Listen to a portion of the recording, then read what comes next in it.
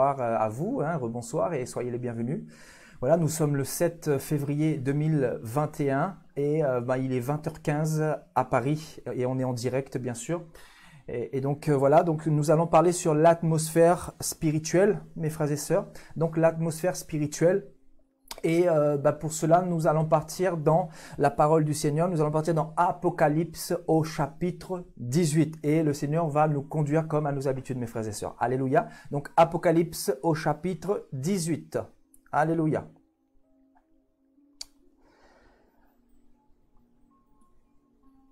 Donc l'atmosphère spirituelle. On va parler de ça ce soir. Alléluia.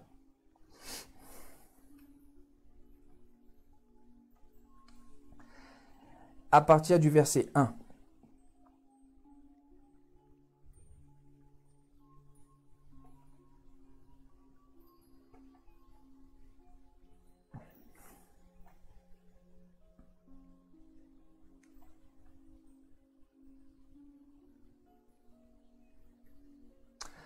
Après cela, je vis descendre du ciel un autre ange qui avait une grande autorité et la terre fut éclairée de sa gloire.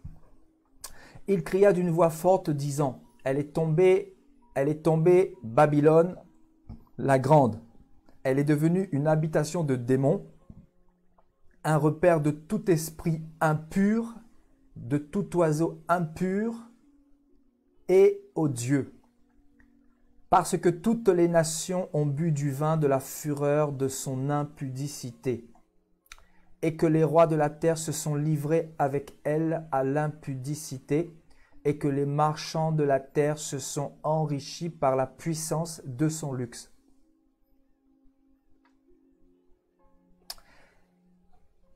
Et j'entendis du ciel une voix qui disait, « Sortez du milieu d'elle, mon peuple, afin que vous ne participiez point à ses péchés et que vous n'ayez point de part à ses fléaux. Car ces péchés se sont accumulés jusqu'au ciel et Dieu s'est souvenu de ses iniquités. Payez-la comme elle a payé et rendez-lui au double selon ses œuvres. Dans la coupe où elle a versé, versez-lui au double. Autant elle s'est glorifiée et plongée dans le luxe, autant donnez-lui du tourment et du deuil. Parce qu'elle dit en son cœur, je suis assise en reine, je ne suis point veuve et je ne verrai point de deuil. À cause de cela, en un même jour, ces fléaux arriveront. La mort, le deuil et la famine, et elle sera consumée par le feu. Car il est puissant le Seigneur Dieu qui l'a jugé. Et les rois de la terre qui se sont livrés avec elle à l'impudicité et au luxe, pleureront et se lamenteront à cause d'elle, quand ils verront la fumée de son embrasement. Se tenant éloignés dans la crainte de son tourment, ils diront, « Malheur, malheur, la grande ville, Babylone, la ville puissante, en une seule heure est venu ton jugement. » On va s'arrêter ici. Alléluia, merci Jésus pour ta parole. Voilà, donc il est question de Babylone. Alléluia, Babylone, pour tous ceux qui ne connaissent pas ce que c'est, Babylone représente de manière prophétique le monde actuel, c'est-à-dire un monde sans Dieu, un monde bâti sur le mensonge, la manipulation, un monde plongé dans l'iniquité. Et ici, on va associer Babylone, regardez, à une... à l'impudicité. Et donc, quand on parle d'impudicité, bien sûr, on parle du péché, on parle de tout esprit impur, derrière les religions, les esprits de mensonge, de manipulation, les esprits de divorce, les esprits qui poussent les gens à se divorcer, les esprits d'homosexualité, les esprits de pornographie. Voilà, en fait, quand on parle d'impudicité, en fait, voilà, il est question du péché, hein, concrètement. Donc, on nous dit que Babylone est devenue une habitation de démons. Et c'est un repère de tout esprit impur, un repère de tout oiseau impur et odieux. On nous apprend que Babylone, qui représente de manière prophétique ce monde actuel, est devenue une habitation de démons. Un repère de tout esprit impur. Donc, la parole du Seigneur nous apprend que le monde est devenu une habitation de démons. C'est-à-dire des esprits qui ont été envoyés par Satan et qui gouvernent le monde, qui influencent profondément les gens de ce monde. Et c'est pour ça que vous voyez des choses abominables dans ce monde, des gens qui pêchent, des gens qui font n'importe quoi, des gens qui se font des guerres, qui se haïssent les uns les autres, qui se calomnient, qui se tuent, etc. Vous voyez donc, parce que dans Babylone, il y a des démons et des esprits impurs. Et quand on parle de Babylone, on parle aussi, bien sûr, du système religieux, c'est-à-dire de la fausse église. Et vous allez le comprendre dans quelques instants. Suivez très bien l'enseignement. Voilà, quand on parle de Babylone également, il est question de la fausse église, de cette église remplie de fausses doctrines, de cette église dans laquelle nous retrouvons la mort spirituelle. Cette église dans laquelle nous retrouvons les fausses doctrines, le péché parfois, et je dirais même bien souvent, parce que souvent les pasteurs sont divorcés et remariés. Il y a des scandales comme pas possible, des pasteurs qui couchent avec des chrétiennes, des pasteurs qui ont plusieurs femmes,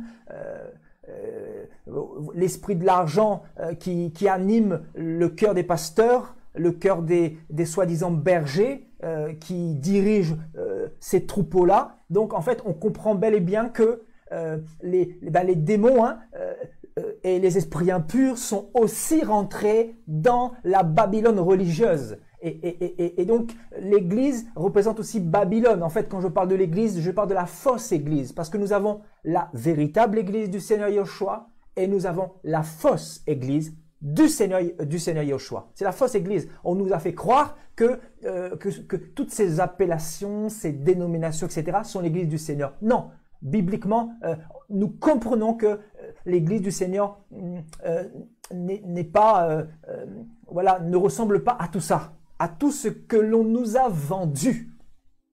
Alléluia. Et regardez, on nous dit, toutes les nations ont bu du vin de la fureur de son impudicité. On nous parle des humains de plusieurs nations qui ont bu de ce vin-là.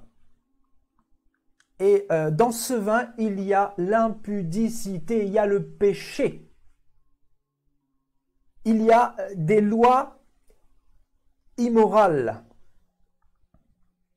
Il y a toutes sortes d'abominations à travers ce vin. Ce vin enivre les nations. Et ce vin enivre aussi la Babylone religieuse.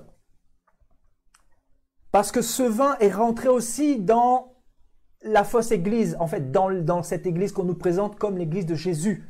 Comprenez mon langage. Et plusieurs chrétiens sont dans ces assemblées justement et boivent de ce vin de la grande prostituée.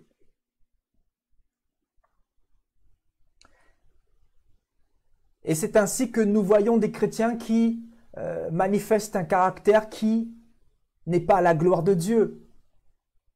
Des chrétiens qui continuent à pécher volontairement, des chrétiens qui font n'importe quoi, des chrétiens qui sont dans la calomnie, dans la médisance, dans la persécution envers autrui.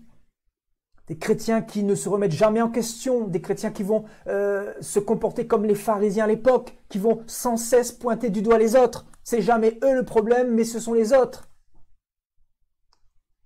Parce que le vin de l'impudicité en question produit beaucoup de dégâts, déjà chez les habitants du monde, qu'on appelle les païens, mais aussi dans la Babylone religieuse. Ce vin produit beaucoup de dégâts. Et Satan a emmené ce vin justement dans les églises d'aujourd'hui. Nous connaissons l'expression qui dit que le monde est rentré dans les églises, n'est-ce pas? Vous avez déjà entendu parler de cette expression, mais c'est exactement ça. En fait, quand vous entendez parler du monde qui est rentré dans l'église, en fait, il faut savoir que c'est le vin de Babylone qui est rentré dans l'église. Et regardez ce que le Seigneur va demander à son peuple, à ses enfants. Écoutez bien. Le Seigneur dira au verset 4. Le Seigneur dira au verset 4. Il dira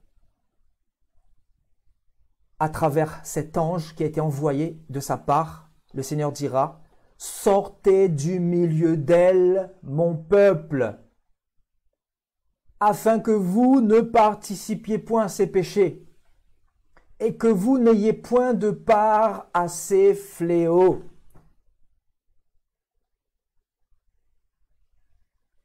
Vous savez, Satan a réussi à faire croire à beaucoup de chrétiens que les démons n'étaient pas dans les églises, que le diable ne se trouvait pas dans l'église ou dans les assemblées. Vous savez, le Seigneur dira à une église dans Apocalypse 2, « Je sais que là se trouve le trône de Satan. » Il dira clairement que le trône de Satan se trouvait dans cette assemblée-là. Vous avez déjà lu ce passage, mes frères et sœurs? Donc ça prouve, la parole du Seigneur nous atteste que Satan peut établir son trône dans l'église, c'est-à-dire au milieu des assemblées. Et quand Satan est au milieu d'une assemblée, qu'est-ce qu'il fait? Il fait boire son vin à toutes les brebis. Et celles qui n'ont pas du discernement se font empoisonner, se font ensorceler, se font envoûter, se font égarer.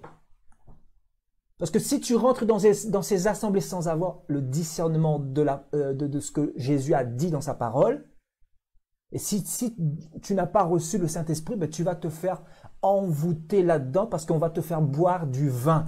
Et le vin qu'on te fait boire, la plupart du temps, représente les fausses doctrines, représente les doctrines de démons. Et le Seigneur dit quoi? Quand le Seigneur dit « sortez du milieu d'elle », écoutez bien frères et sœurs, nous allons voir quelque chose qui va nous choquer dans quelques instants. Parce que quand le Seigneur dit « sortez du milieu d'elle », il parle de quoi ici? Vous allez le voir. Nous allons partir dans le grec dans quelques instants. Quand le Seigneur dit « sortez du milieu d'elle », il veut dire quoi par là? Où le Seigneur veut que nous sortions? C'est ça la question que nous nous posons en ce moment. Quand le Seigneur dit « sortez du milieu d'elle », bien sûr, il s'agit de Babylone. Le Seigneur parle ici dans ce contexte de Babylone, n'est-ce pas? Et on nous dit que Babylone est devenue une habitation de démons, un repère de tout esprit impur. Hein? Et bien sûr, ces esprits impurs emmènent l'impudicité comme semence. Alléluia. Donc, il est question, bien sûr, de Babylone la Grande. Babylone la Grande. Et Babylone la Grande représente à la fois le monde actuel, c'est-à-dire le système établi dans le monde, le système sans Dieu, le système établi sur le gouvernement des hommes et non pas sur Dieu. Voilà, cette Babylone représente en fait un monde antichrist, un monde sans loi divine, un monde dirigé par la bête, un monde inspiré par les démons. C'est pour ça que vous voyez des lois impies qui sont votées, des lois pour favoriser l'avortement, des lois pour favoriser l'homosexualité, des lois pour faire entrer l'homosexualité dans l'église soi-disant protestante. C'est pour ça que je vous dis, comme le Seigneur dit, sortez du milieu d'elle. il parle, oui, du monde, mais il parle aussi des assemblées, de plusieurs assemblées. Et nous allons le voir à travers les Saintes Écritures, bien sûr. Donc le Seigneur dit, sortez du milieu d'elle, mon peuple, afin que vous ne participiez point à ses péchés et que vous n'ayez point de part à ses fléaux. Et le Seigneur dit, car ces péchés se sont accumulés. Il y a une accumulation de plusieurs péchés qui sont arrivés jusqu'aux narines du Seigneur. Et on nous dit, Dieu s'est souvenu de ces multitudes de péchés ou de ses iniquités. Et le Seigneur, il parle aussi dans ce contexte d'un jugement. Il veut juger Babylone, mais il veut faire sortir ses enfants de Babylone avant de la juger, cette grande ville-là.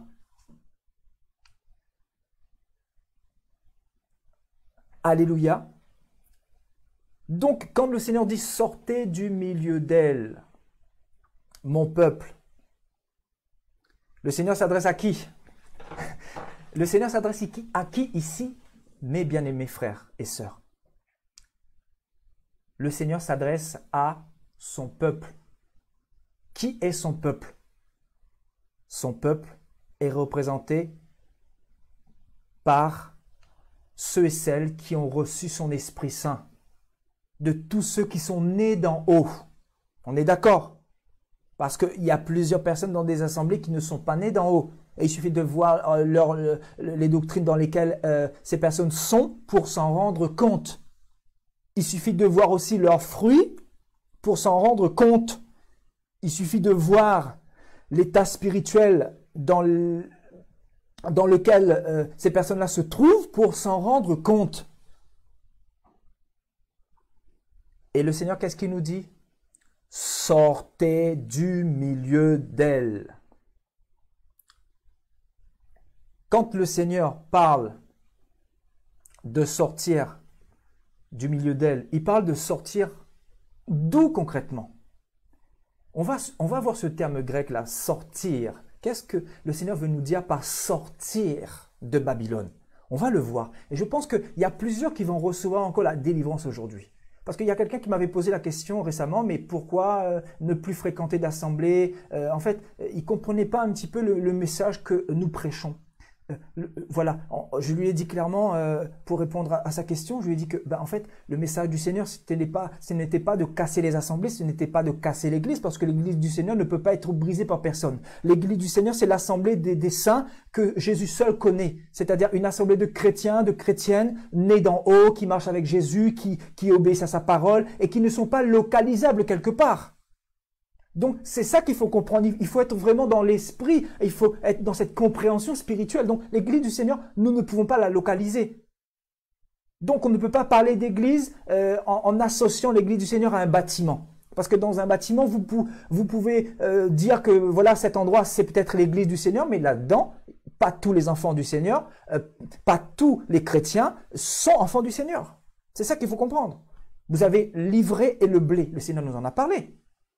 Donc, si le Seigneur nous demande de sortir de Babylone, c'est parce que dans un premier temps, le péché est rentré là-dedans, que là-dedans, il y a le vin de l'impudicité qui est donné, et le Seigneur ne veut pas que nous participions à ces choses-là. Et quand le Seigneur dit « sortez de Babylone », voilà, sortez du milieu d'elle. Bien sûr, il parle du monde, mais il parle de quoi? Allons voir dans le grec, et je pense que le Seigneur va nous ouvrir les yeux ce soir, mes frères et sœurs. Donc, quand le Seigneur dit « sortez », il veut dire quoi par là? Voilà, allons dans le grec. Donc, sortez du milieu d'elle. Voilà. Donc, du grec exerkomai, donc qui veut nous dire aussi, voilà, donc on va lire un petit peu la définition.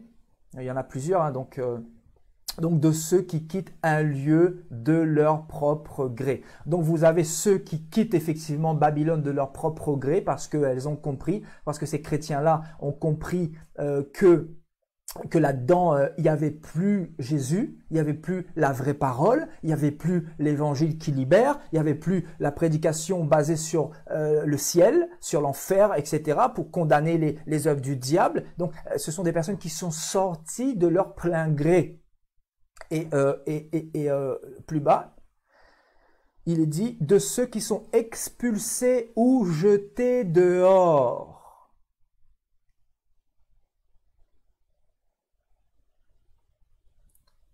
Donc nous avons aussi plusieurs chrétiens qui sortent de Babylone en étant expulsés et même jetés dehors. Qu'est-ce que le Seigneur est en train de nous dire par là?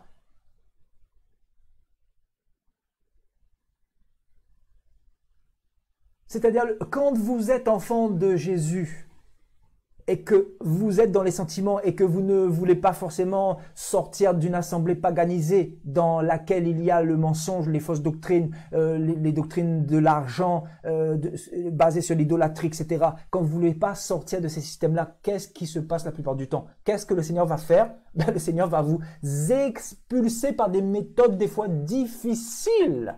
C'est-à-dire, le Seigneur va agiter le pasteur là pour vous persécuter comme il faut, pour vous jeter dehors au final. C'est-à-dire, vous allez vous retrouver dehors. Mais souvent, vous ne comprenez pas sur le moment pourquoi on vous a persécuté dans telle ou telle assemblée. Et pourquoi du jour au lendemain, vous vous retrouvez sans assemblée. Et vous ne vous êtes pas plutôt posé la question, mais quelle est la volonté de Dieu pour moi? Est-ce que la volonté de Dieu, ça c'est que je sois dans cette assemblée ou dans sa présence? Quelle est la volonté de Dieu pour toi? Est-ce que vous vous êtes posé ces questions-là quand vous avez été éjecté, expulsé ou jeté dehors par rapport à ces assemblées-là?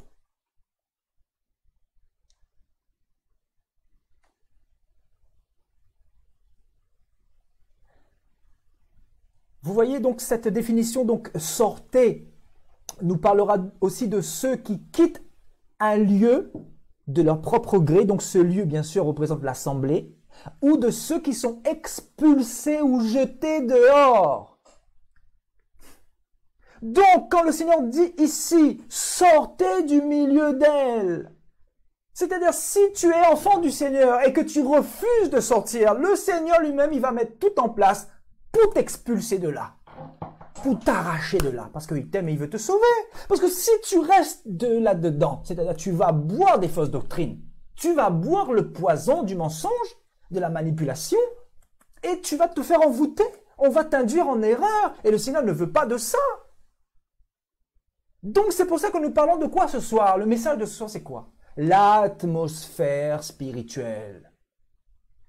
L'atmosphère spirituelle. Dans quelle atmosphère spirituelle te trouves-tu, mon ami, mon frère, ma sœur? Si le Seigneur nous demande de sortir de Babylone, c'est parce que l'atmosphère spirituelle là-dedans est très néfaste, négative et destructrice. On parle de cette atmosphère destructrice qui nous détruise petit à petit, qui tue le feu en nous petit à petit, qui tue l'évangile du Seigneur en nous petit à petit,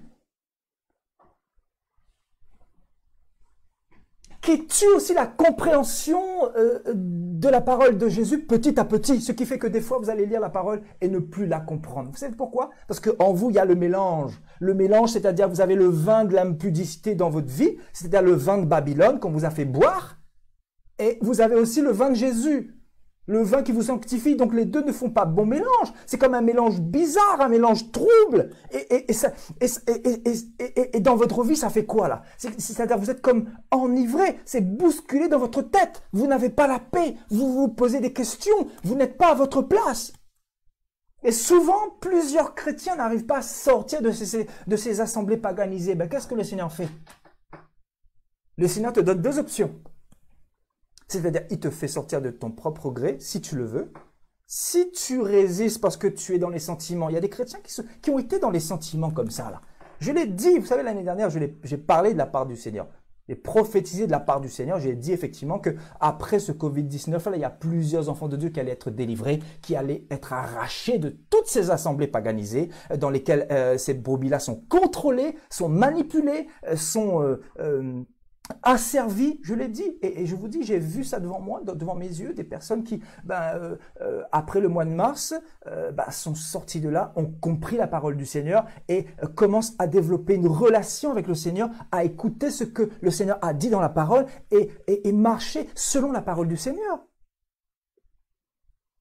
Alléluia. Donc, Il y a deux options, c'est où le Seigneur vous laisse sortir de votre propre gré, et si vous refusez, le Seigneur lui-même, il vient vous expulser. Et je sais que plusieurs ne comprennent peut-être pas encore ce que nous sommes en train de dire, parce qu'ils sont peut-être encore dans ces assemblées-là. Mais pour tous ceux qui étaient dans ces assemblées-là, elles ont du recul aujourd'hui pour comprendre que là-dedans, c'était le dégât.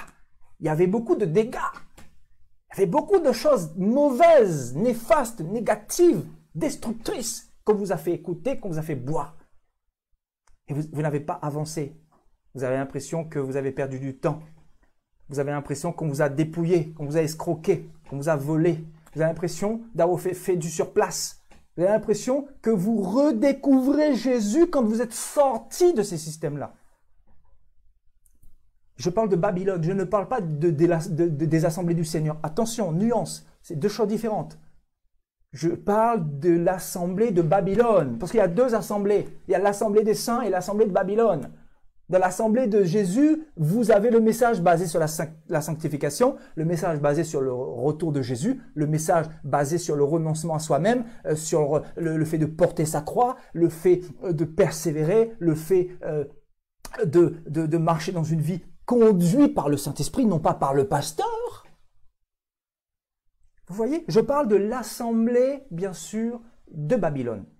Parce qu'il y a deux assemblées. Il faut faire vraiment la nuance entre les deux parce que plusieurs vont mélanger, vont dire oui, mais ce monsieur, tout le temps, il parle des églises, tout ça, il casse les églises. On ne casse rien du tout, mes frères et sœurs. C'est le Seigneur qui veut casser. Voilà, c'est le Seigneur, il veut casser les fausses églises et il veut surtout retirer ces enfants de là. Et donc, qu'est-ce que le Seigneur fait? Deuxièmement, si vous lui résistez, parce qu'il connaît votre cœur, il sait que vous êtes sa brebis, il sait le cœur que vous avez, il sait que vous avez du mal à sortir de là, ben, il vous donne un coup de main. C'est-à-dire, il vous expulse. Et souvent, ça fait très mal. Souvent, ça fait très mal, n'est-ce pas? Oui, ça fait mal. Parce que quand le pasteur commence à vous dire, vous n'avez plus votre place à l'église, quand on vous chasse devant tout le monde, quand vous êtes exposé devant les fidèles, devant les autres, c'est pas des choses faciles à vivre. Mais il y a des chrétiens qui ont vécu ça. Il faut savoir que quand vous n'êtes pas à votre place, le Seigneur lui-même, il va vous expulser tôt ou tard. Et il va le faire d'une manière ou d'une autre. C'est-à-dire, ou par le Covid, il a envoyé le Covid pour sortir ses enfants de là. Il va le faire des fois par la force, c'est-à-dire, il va le faire de manière à ce que vous soyez persécutés, afin que vous puissiez être chassés là-dedans. Mais sur le moment, plusieurs ne comprennent pas encore ce que le Seigneur est en train de faire. C'est bien plus tard qu'elles vont commencer à comprendre un tout petit peu en lisant la parole du Seigneur, en recevant sa révélation petit à petit. Et donc, voilà. Quand le Seigneur dit sortez du milieu d'elle, souvent c'est ou de gré ou de force. C'est terrible, hein? Et je sais que le Seigneur parle à plusieurs personnes ce soir. Parce que ça vous est arrivé et pour la plupart, ça vous est arrivé. Ouais, ce sont des choses que vous avez vécues. Donc, quand le Seigneur demande de sortir de Babylone, c'est bien sûr de l'assemblée paganisée. De l'assemblée où il n'y a plus sa parole qui est prêchée dans toute la vérité. Là où il n'y a plus sa parole avec la saine doctrine qui est prêchée pour libérer son peuple. Voilà, parce qu'aujourd'hui, dans l'assemblée de Babylone, vous êtes esclaves, vous êtes asservis, vous êtes dépouillés, vous êtes manipulés. Voilà, on vous dit tout ce que vous devez faire, ce n'est plus l'esprit qui vous guide. Vous comprenez? Ce n'est pas le Saint-Esprit qui vous guide dans l'assemblée de Babylone, mais c'est bien sûr l'esprit de l'Antichrist. L'esprit de l'Antichrist, c'est quoi? C'est l'esprit qui vous asservit, l'esprit qui vous met des jougs, l'esprit qui vous met des fardeaux. Le Seigneur en a parlé de cet esprit-là, hein? Cet esprit qui vous met des fardeaux là. Eux-mêmes, ils ne portent pas ces fardeaux, les pasteurs, mais ils vous mettent des fardeaux. Vous voyez? Donc c'est cette assemblée-là qu'on veut casser, là, qu'on veut dénoncer encore bien comme il faut ce soir. Vous voyez? Cette assemblée-là. Et il y en a plusieurs des assemblées comme ça. Il y en a plusieurs. Il y en a plusieurs. Vous voyez? Et le Seigneur dit quoi? Séparez-vous du milieu d'eux. Sortez de là. Le Seigneur demande de quoi? De sortir de là. Vous allez comprendre quelque chose. Quand le Seigneur dit sortez du milieu d'elle, mon peuple, qu'est-ce qu'il veut dire également? Regardons, allons voir un petit peu la définition un peu plus bas là. Regardez.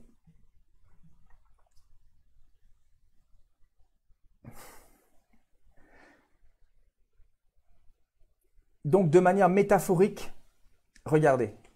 Le Seigneur parle bien de l'assemblée. Voilà, sortir d'une assemblée, c'est-à-dire l'abandonner. Waouh!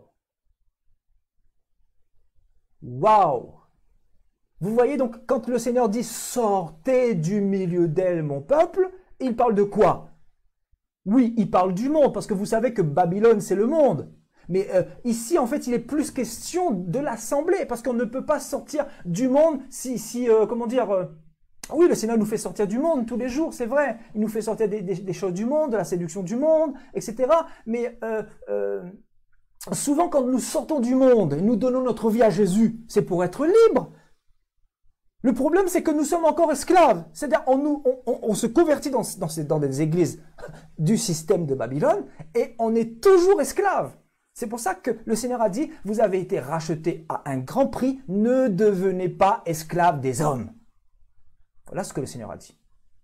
Donc, quand le Seigneur dit « Sortez du milieu d'elle, mon peuple », c'est-à-dire de Babylone, il parle de quoi? C'est-à-dire, il y a la Babylone qui représente le monde, c'est-à-dire les choses du monde, la musique du monde, les boîtes de nuit, l'alcool, le péché, l'impudicité, l'homosexualité, c'est tout ça Babylone, le système établi sur le péché. Mais la Babylone spirituelle, si je puis dire, représente quoi? Les assemblées dans lesquelles on vous fait boire du vin pour vous tuer, pour vous empoisonner, pour vous ensorceler. C'est pour ça que les gens ne sont pas guéris là-dedans. C'est pour ça qu'il n'y a pas la puissance de Jésus là-dedans. Parce que le vin ne vous guérit pas. Le vin de Babylone ne vous guérit pas. Il n'y a que le vin de Christ qui vous guérit. C'est-à-dire le vin de Christ, c'est l'évangile. Le vin de Christ, c'est la vérité, c'est la sainte doctrine. C'est ça qui vous guérit. Mais le vin de Babylone ne guérit personne. C'est pour ça que là-dedans, les démons sont assis confortablement. Les démons ne sont pas dérangés parce qu'il n'y a pas le feu de Jésus. Et Jésus dit quoi? Sortez du milieu d'elle. Et quand il dit sortez, il fait référence à quoi ici? C'est-à-dire aux assemblées.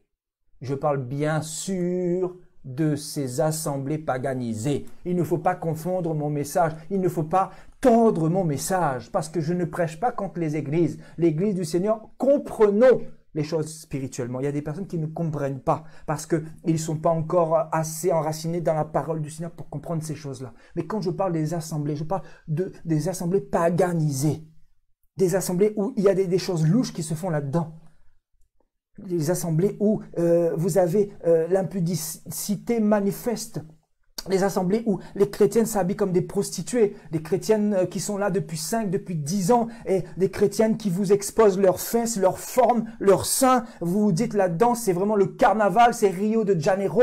Vous vous dites là-dedans, il y a anguille sous roche. Et le Seigneur veut que vous sortiez de là, parce que si vous restez là-dedans, là, vous allez tomber, je vous dis, vous allez tomber. Voilà pourquoi le Seigneur vous veut pour lui tout seul. Et plusieurs ne comprennent pas ça. Parce qu'on vous a parlé de la communion fraternelle. Effectivement, la communion fraternelle est biblique. La communion fraternelle existe. Mais si vous êtes dans une communion fraternelle corrompue, vous allez tomber là-dedans. Vous allez boire des choses qui n'ont rien à voir avec la parole du Seigneur et forcément, vous allez tomber dans le piège de l'ennemi. Et l'ennemi, comme nous l'avons vu il y a quelques jours de ça, il a mis plusieurs pièges en place pour nous faire naufrage par rapport à la foi et notamment les fausses doctrines. C'est-à-dire, si vous êtes dans une assemblée où il y a des fausses doctrines, vous allez faire naufrage par rapport à la foi. Et le Seigneur ne veut pas que vous fassiez naufrage. Le Seigneur veut vous sauver, premièrement. Et donc, en fait, le but de ces enseignements, c'est que nous puissions vraiment éviter les pièges du diable et comprendre la parole du Seigneur. Qu'est-ce que le Jésus nous a demandé dans sa parole? Qu'est-ce que le Maître nous a demandé à travers sa parole? Dans Apocalypse 18. Il nous a dit, sortez du milieu d'elle. Et quand il parle de sortir du milieu d'elle, encore une fois, repartons dans le grec. Hein, voilà, donc je vais souligner vraiment ce terme sortez là. Il faut qu'on comprenne vraiment la parole du Seigneur. Alléluia. Voilà, donc quand le Seigneur nous parle de sortir là, vous voyez, dans Apocalypse 18 au verset 4, sortez du milieu d'elle. Voilà, quand le Seigneur dit sortez. Donc quand il nous demande de sortir, il fait référence à quoi? Il fait référence à quoi? Il fait référence aux assemblées paganisées. Vous voyez donc sortir d'une assemblée. Ça, c'est le terme grec. Voilà, la traduction. Et pour votre information, le, voilà, donc ce terme, nous retrouvons aussi le quelque chose que nous avons retrouvé aussi dans ecclésia. Vous voyez, donc le fait de sortir. Donc ecclésia qui veut dire aussi hors d'eux, c'est-à-dire donc assemblée, appelée hors d'eux. Donc l'église, c'est ça, appelée hors d'eux, c'est-à-dire pour sortir des systèmes, littéralement. Le Seigneur nous appelle pour sortir des systèmes et pour le suivre lui. Donc en fait, ecclésia qui veut dire aussi église. Voilà, le mot église donnera en grec ecclésia. Et nous retrouvons voilà donc ce terme grec dans la traduction de sortir là, donc qui veut dire hors d'eux.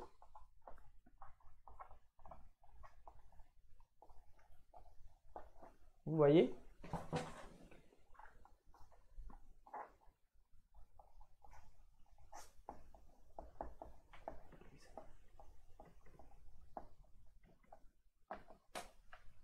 Vous voyez, donc l'Église, en fait, ne reste pas dans les milieux corrompus. L'Église est appelée à sortir. Vous savez pourquoi? Parce que l'Église doit être saint, comme Jésus lui-même est saint. Nous sommes le corps de Christ.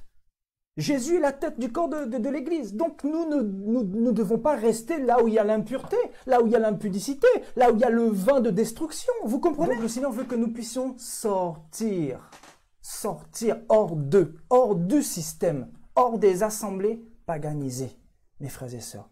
Alléluia. Et donc, effectivement, le Seigneur parle voilà, des fausses assemblées, bien sûr. Donc, le Seigneur nous demande de sortir d'une assemblée. Donc, bien sûr, cette assemblée, ce n'est pas l'assemblée céleste du royaume de Jésus, mais c'est bien sûr l'assemblée paganisée. Alléluia. Et au petit 3, on nous parle de quoi? Donc, le fait de s'échapper d'un pouvoir pour sa sécurité.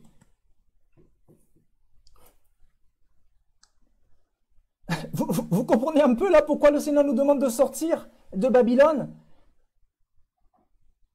Donc cette traduction veut dire aussi, voilà, donc s'échapper d'un pouvoir pour sa sécurité. C'est-à-dire s'échapper du pouvoir démoniaque, du pouvoir des sorciers, du pouvoir des faux prophètes qui sont des sorciers aujourd'hui dans l'église pour sa sécurité. En fait, quand le Seigneur te demande de sortir, c'est pour ta sécurité.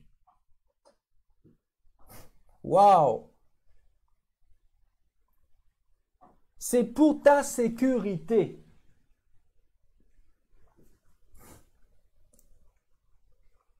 C'est parce que le Seigneur t'aime. C'est parce que le Seigneur veut que tu sois sauvé. C'est parce que le Seigneur veut que tu puisses avoir du discernement. Et il veut te parler dans le secret, il veut t'emmener dans le désert souvent. Et il veut t'isoler. C'est pour ça, souvent, il va permettre ton isolement. Et il va permettre que tu puisses être chassé de ces assemblées-là. Que tu puisses être expulsé ou jeté dehors. Alléluia. Donc voilà cette définition, hein, quand le Seigneur dit « Sortez du milieu d'elle, mon peuple ». Voilà, le Seigneur, c'est celui qui nous fait sortir de tout ce qui n'est pas pour sa gloire. Alléluia.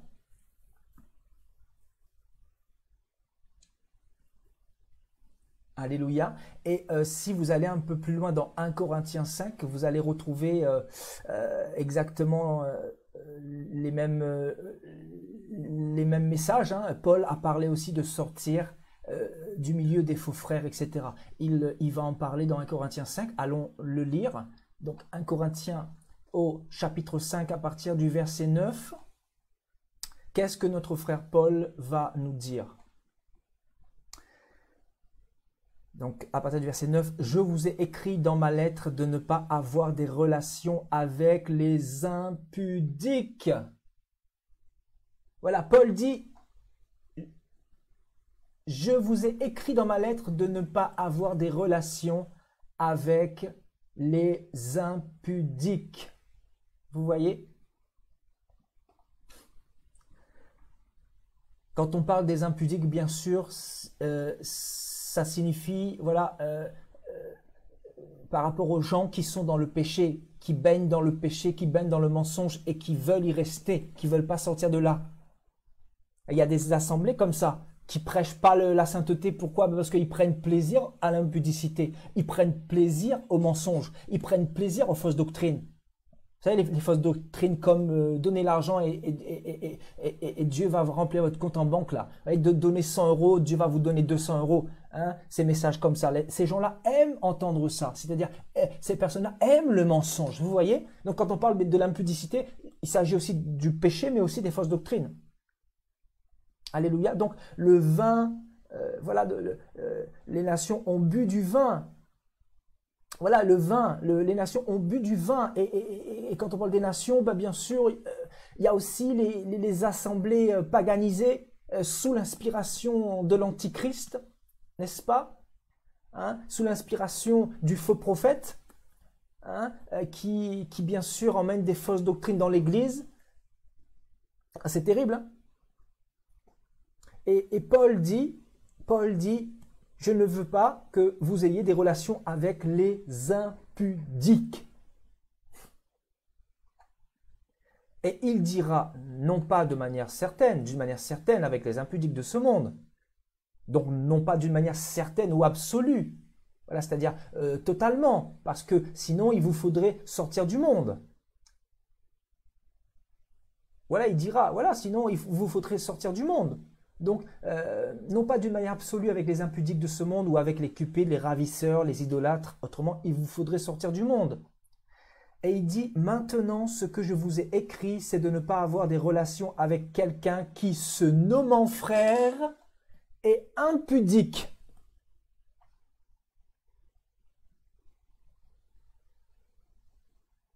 Vous voyez ce que Paul dit ici?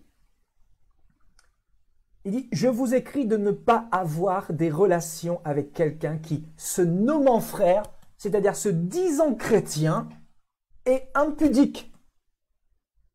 C'est Paul qui le dit. Donc Paul nous exhorte aussi à sortir de Babylone. Parce que Paul avait pour Seigneur Jésus de Nazareth. Donc tous ceux qui sont sortis des assemblées paganisées, vous avez écouté l'Esprit du Seigneur. Vous avez été conduit par l'Esprit du Seigneur. Il ne faut pas vous mettre dans la culpabilité de vous dire que vous n'avez plus d'assemblée, etc.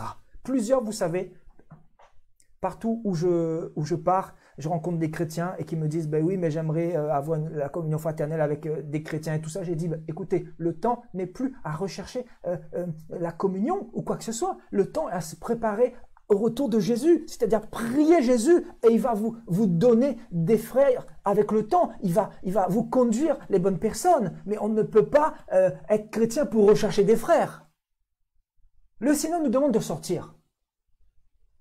Il ne nous demande pas de rechercher des frères. Parce que si vous recherchez des frères et sœurs, ça sera peut-être pour votre destruction. Parce que si nous avons des frères pour nous tirer vers le haut, pour nous prêcher la sainteté, pour nous encourager, pour prier pour nous, pour partager sur la saine doctrine, sur la vérité du Seigneur, gloire à Dieu. Ce sont des frères et sœurs. Mais si quelqu'un se nomme frère, c'est-à-dire si quelqu'un se fait appeler frère, ou se fait appeler chrétien, ou porte l'étiquette de chrétien, mais qui vit dans l'impudicité, Paul nous demande de nous séparer, frères et sœurs. Alléluia.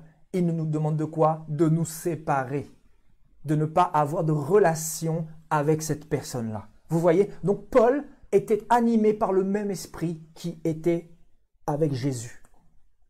C'est-à-dire, c'est le même esprit, c'est l'esprit de la vérité. Donc, frères et sœurs, souvent, voilà, dans les assemblées, il y a tellement le désordre, il y a tellement le paganisme. Comment vous pouvez rester au milieu d'une assemblée où il y a le mensonge? Je vous dis quelque chose, vous savez, les vrais enfants de Dieu, ceux qui ont le discernement, ceux qui lisent la parole, ceux qui ont une communion avec Jésus, ceux qui entendent ce genre de message que nous écoutons ce soir par la grâce du Seigneur, Et quand ils se rendent dans certaines assemblées qui prêchent le mensonge, qui prêchent des choses sur l'argent, etc., ils ne sont pas à leur place. Ils savent tout de suite que ça va pas. C'est-à-dire, ils ne restent pas là. Un vrai enfant du Seigneur qui a le discernement ne boit pas du poison. C'est-à-dire, automatiquement, le discernement est dans son oreille spirituelle et il sait si ce message vient de Jésus ou pas. C'est-à-dire, il va prendre position tout de suite. C'est-à-dire, la décision ne se fera pas attendre 1 mois ou 2 mois plus tard. C'est-à-dire, cette personne va prendre les décisions tout de suite. Donc, je discerne que Jésus n'est pas là, que Jésus n'a pas dit ça, que Jésus n'a pas prêché l'argent, que Jésus n'a pas demandé la dîme, que Jésus n'a pas asservi les chrétiens, que Jésus a plutôt libéré les chrétiens. Donc, j'estime que je n'ai pas ma place ici. Ma place n'est pas là parce que ma place n'est pas au milieu de l'assemblée paganisée, corrompue, apostate. Alléluia. Donc, si tu n'es pas à ta place quelque part, tu vas le sentir si tu es enfant du Seigneur. Et je parle à plusieurs chrétiens ce soir. Vous étiez aussi pour la plupart d'assemblée en assemblée. Vous avez fait des fois le tour du monde, le tour de la France, le tour de l'Afrique. Il y en a une récemment, elle disait carrément live, je crois. Vous avez peut-être vu son message, elle disait qu'elle avait fait, je crois, 15 ou 20 églises en Île-de-France. Cette personne est peut-être connectée ce soir. C'est ce qu'elle disait ouvertement. Donc, elle a fait énormément d'églises. Et elle n'a pas trouvé son compte. Pourquoi? Posons-nous cette question. Pourquoi? Pourquoi vous avez fait autant d'églises et vous n'avez pas trouvé votre compte? C'est quoi la réponse à cette question? C'est qu'il manque quelque chose. Il manque quelque chose. Il manque quelque chose. Et qu'est-ce qui manque? Le vin de Jésus, c'est-à-dire la parole véritable, la parole vivante, le pain de vie, c'est ça qui manque. Et le pain de vie, c'est Jésus lui-même. Donc quand il manque Jésus dans une assemblée, vous êtes enfant de Dieu. Vous le sentez, vous le ressentez, même si vous n'êtes pas véritablement converti. Je vous dis, moi j'ai été converti dans une assemblée paganisée où le prophète, il demandait des enveloppes prophétiques pour le nouvel an. Les personnes lui donnaient 500 €, 1000 € et il priait pour eux, pour leurs affaires. Et donc, il demandait des enveloppes prophétiques. Il escroquait le peuple. Et il y avait aussi beaucoup de choses qui n'allaient pas là-dedans. Il était beaucoup dans les apparences, beaucoup dans le spectacle. Il y avait des choses qui n'allaient pas. Il y avait des choses qui n'allaient pas. Et donc, j'ai ressenti ça tout de suite. C'est-à-dire, au bout de quelques mois, j'ai quitté l'assemblée naturellement. Et vous savez, la prédication qui m'a fait fuir de cette assemblée dans laquelle je m'étais converti, je vous dis, je parle des assemblées réformées, soi-disant. Je ne parle pas de l'église catholique. Là-bas, il y a la mort, on le sait. Mais soi-disant, les églises qui sont réformées, qui sont réveillées, les églises qu'on appelle évangéliques. Ces assemblées-là, voilà. Qu'est-ce qui a fait que j'ai quitté cette assemblée-là? Et j'ai compris naturellement que voilà, il fallait lire la parole du Seigneur pour ne plus être trompé par les hommes, pour avoir le discernement et pour être dans la vigilance. En fait, c'est une exhortation c'est une prédication sur la dîme. Voilà. Voilà, mon cœur était en train de s'irriter, je vous assure. Je me suis dit, voilà, je fais 2 heures le dimanche pour aller à cette église. Je prenais je ne sais pas combien de trains à l'époque. Et pour entendre que je dois donner la dîme et le message tournait autour de la dîme. Et après, il y avait un petit peu de spectacle au niveau de la musique. On battait un peu la batterie, tout ça. On chantait, on gesticulait et ça s'arrête à ça. Non, je me suis dit non, mon Dieu, je ne le limite pas à ça. Mon Dieu, il a quelque chose pour moi. Et c'est-à-dire le Saint-Esprit a commencé à m'enlever de là, m'arracher de là. Il m'a fait sentir que je n'étais pas à ma place. Et effectivement, je n'étais pas au bout de mes surprises, de ce que le Seigneur allait me donner comme révélation et de ce qu'il allait me faire comprendre. J'ai compris quelque temps après, en méditant chez moi, j'étais allé dans Hébreu, j'ai médité vraiment la parole du Seigneur et le Seigneur a commencé à m'enseigner sur ces églises-là et ensuite j'ai reçu aussi la confirmation de ce que d'autres prédicateurs disaient et donc forcément, voilà, j'ai été naturellement à ma place. C'est-à-dire, la place d'un enfant de Dieu, c'est la parole. La place d'un enfant de Dieu, c'est la Bible. C'est-à-dire, si tu n'es pas établi, ou si une assemblée n'est pas établie sur la parole du Seigneur, sur la sainteté, sur la saine doctrine, sur le message qui consiste à te tirer vers le haut pour t'emmener vers le ciel, pour te permettre de tenir bon face aux épreuves, ça sert à quoi que tu vas dans cette assemblée-là? Ça sert à quoi que tu vas dans cette assemblée pour te faire dépouiller, pour te faire voler, et tu ressors de là, tu n'as pas été rempli par le Saint-Esprit, parce que le message n'a pas été apporté, le vrai message je parle, parce que là-dedans ça gesticule beaucoup, ça prophétise beaucoup, ça prêche beaucoup les miracles, tout ça oui, hein, dans cette église il n'y avait que ça. Forcément, on se dit, mais quel esprit qui était derrière? Voilà. Seul le Seigneur le sait, mais quand on voit les fruits des uns et des autres, on peut se poser des questions. On se dit, ben forcément, Satan est passé par là, et Satan a commencé une œuvre pour détruire, pour égarer, pour détourner. Vous voyez, souvent c'est comme ça. Hein. Vous savez, Satan est très subtil. Vous savez comment il fait les choses là? Vous pouvez avoir un feu bouillant pour le Seigneur. C'est-à-dire vous êtes dans la sainteté, vous aimez la parole du Seigneur, vous êtes rigoureux par rapport à ce que le Seigneur a dit, et lui, il vient vous refroidir. Il vient vous permettre de rajouter des doctrines qui n'ont rien à voir, parce que forcément, les pasteurs souvent ils s'attendent pas au Seigneur. C'est-à-dire ils ont mis des bâtiments en place où ça nécessite des loyers de 2000, 3000 euros, donc il faut de l'argent. Ils vont mettre des trucs en place, des méthodes humaines. Ce n'est plus Dieu qui pourvoit, on commence à mettre la pression sur les fidèles, on commence à mettre des méthodes pour vous demander des enveloppes prophétiques, des enveloppes de culpabilité soi-disant pour prier pour vous, alors que Jésus, il est l'enveloppe qui nous a ôté toute culpabilité, c'est-à-dire son sang, c'est l'enveloppe qui nous ôte toute culpabilité. Mais dans les églises, on vous dit encore, il faut ramener l'enveloppe pour l'enveloppe de culpabilité. L'enveloppe de quoi? Quelle enveloppe de culpabilité? Vous voyez, c'est ça le Babylone, frères et sœurs. Babylone, c'est des trucs qu'on a rajoutés, c'est le mélange en fait. Babylone, c'est ça, c'est le mélange. On peut mélanger la parole de Dieu, on peut prêcher la parole de Dieu, on peut chanter le Seigneur, mais il n'y a pas la parole pure du Seigneur. Il n'y a pas la conduite par le Saint-Esprit. Ouais, c'est l'homme qui dirige tout, c'est l'homme qui est le Dieu de l'Église en fait. C'est ça qu'il faut comprendre dans Babylone. Hein. C'est pas le Saint-Esprit qui est là, c'est pas le Saint-Esprit qui dirige, c'est les hommes, souvent, ils vont pousser les brebis pour qu'elles tombent, alors que la puissance de Dieu n'est pas là. Vous voyez, donc c'est souvent la supercherie, c'est la manipulation, c'est beaucoup de cris, beaucoup de ba pour rien. Ça crie, ça hurle. J'étais dans cette assemblée, ça jacassait de tous les côtés. Je me suis dit, mais dans quel monde de fou je suis arrivé? Mais le pire, le Seigneur m'a parlé là-dedans parce que le Seigneur avait conduit un homme de Dieu. Du coup, pour le coup, c'était un véritable homme de Dieu. Et quelques temps après, je me suis entretenu avec lui et effectivement, on a discuté par rapport à ce monsieur, à ce prophète-là qui était établi dans cette église, que il y avait beaucoup de choses qui n'allaient pas et qu'il s'était détourné et que il prêchait des choses qui n'allaient pas. Et qu'il y avait un malaise véritable chez lui. Donc vous voyez, et après avec l'orgueil, souvent les gens ne se remettent plus en question. Les pasteurs, les prophètes, quand ils ont 10 ans, 20 ans de carrière, si on peut dire ça comme ça, parce que c'est une carrière qu'ils font, hein, littéralement. Et donc l'Éternel n'est pas leur haute retraite, mais c'est vous qui contribuez à leur assurance vie. Voilà, c'est ça l'Église aujourd'hui. Vous voyez, l'argent, c'est-à-dire des pasteurs qui sont paresseux, qui sont à vos dépens, voilà, qui attendent que vous travaillez pour eux. Vous allez travailler pour eux pour leur donner 1/10 de votre salaire. Et alors qu'ils ne vous donnent pas le vrai message. Donc, quand le Seigneur vous dit de sortir de là, c'est qu'il y a une raison. C'est parce que là-dedans, vous êtes en train de laisser vos plumes. C'est parce que là-dedans, on est en train de vous escroquer comme il le faut, comme il se doit, mes frères et sœurs.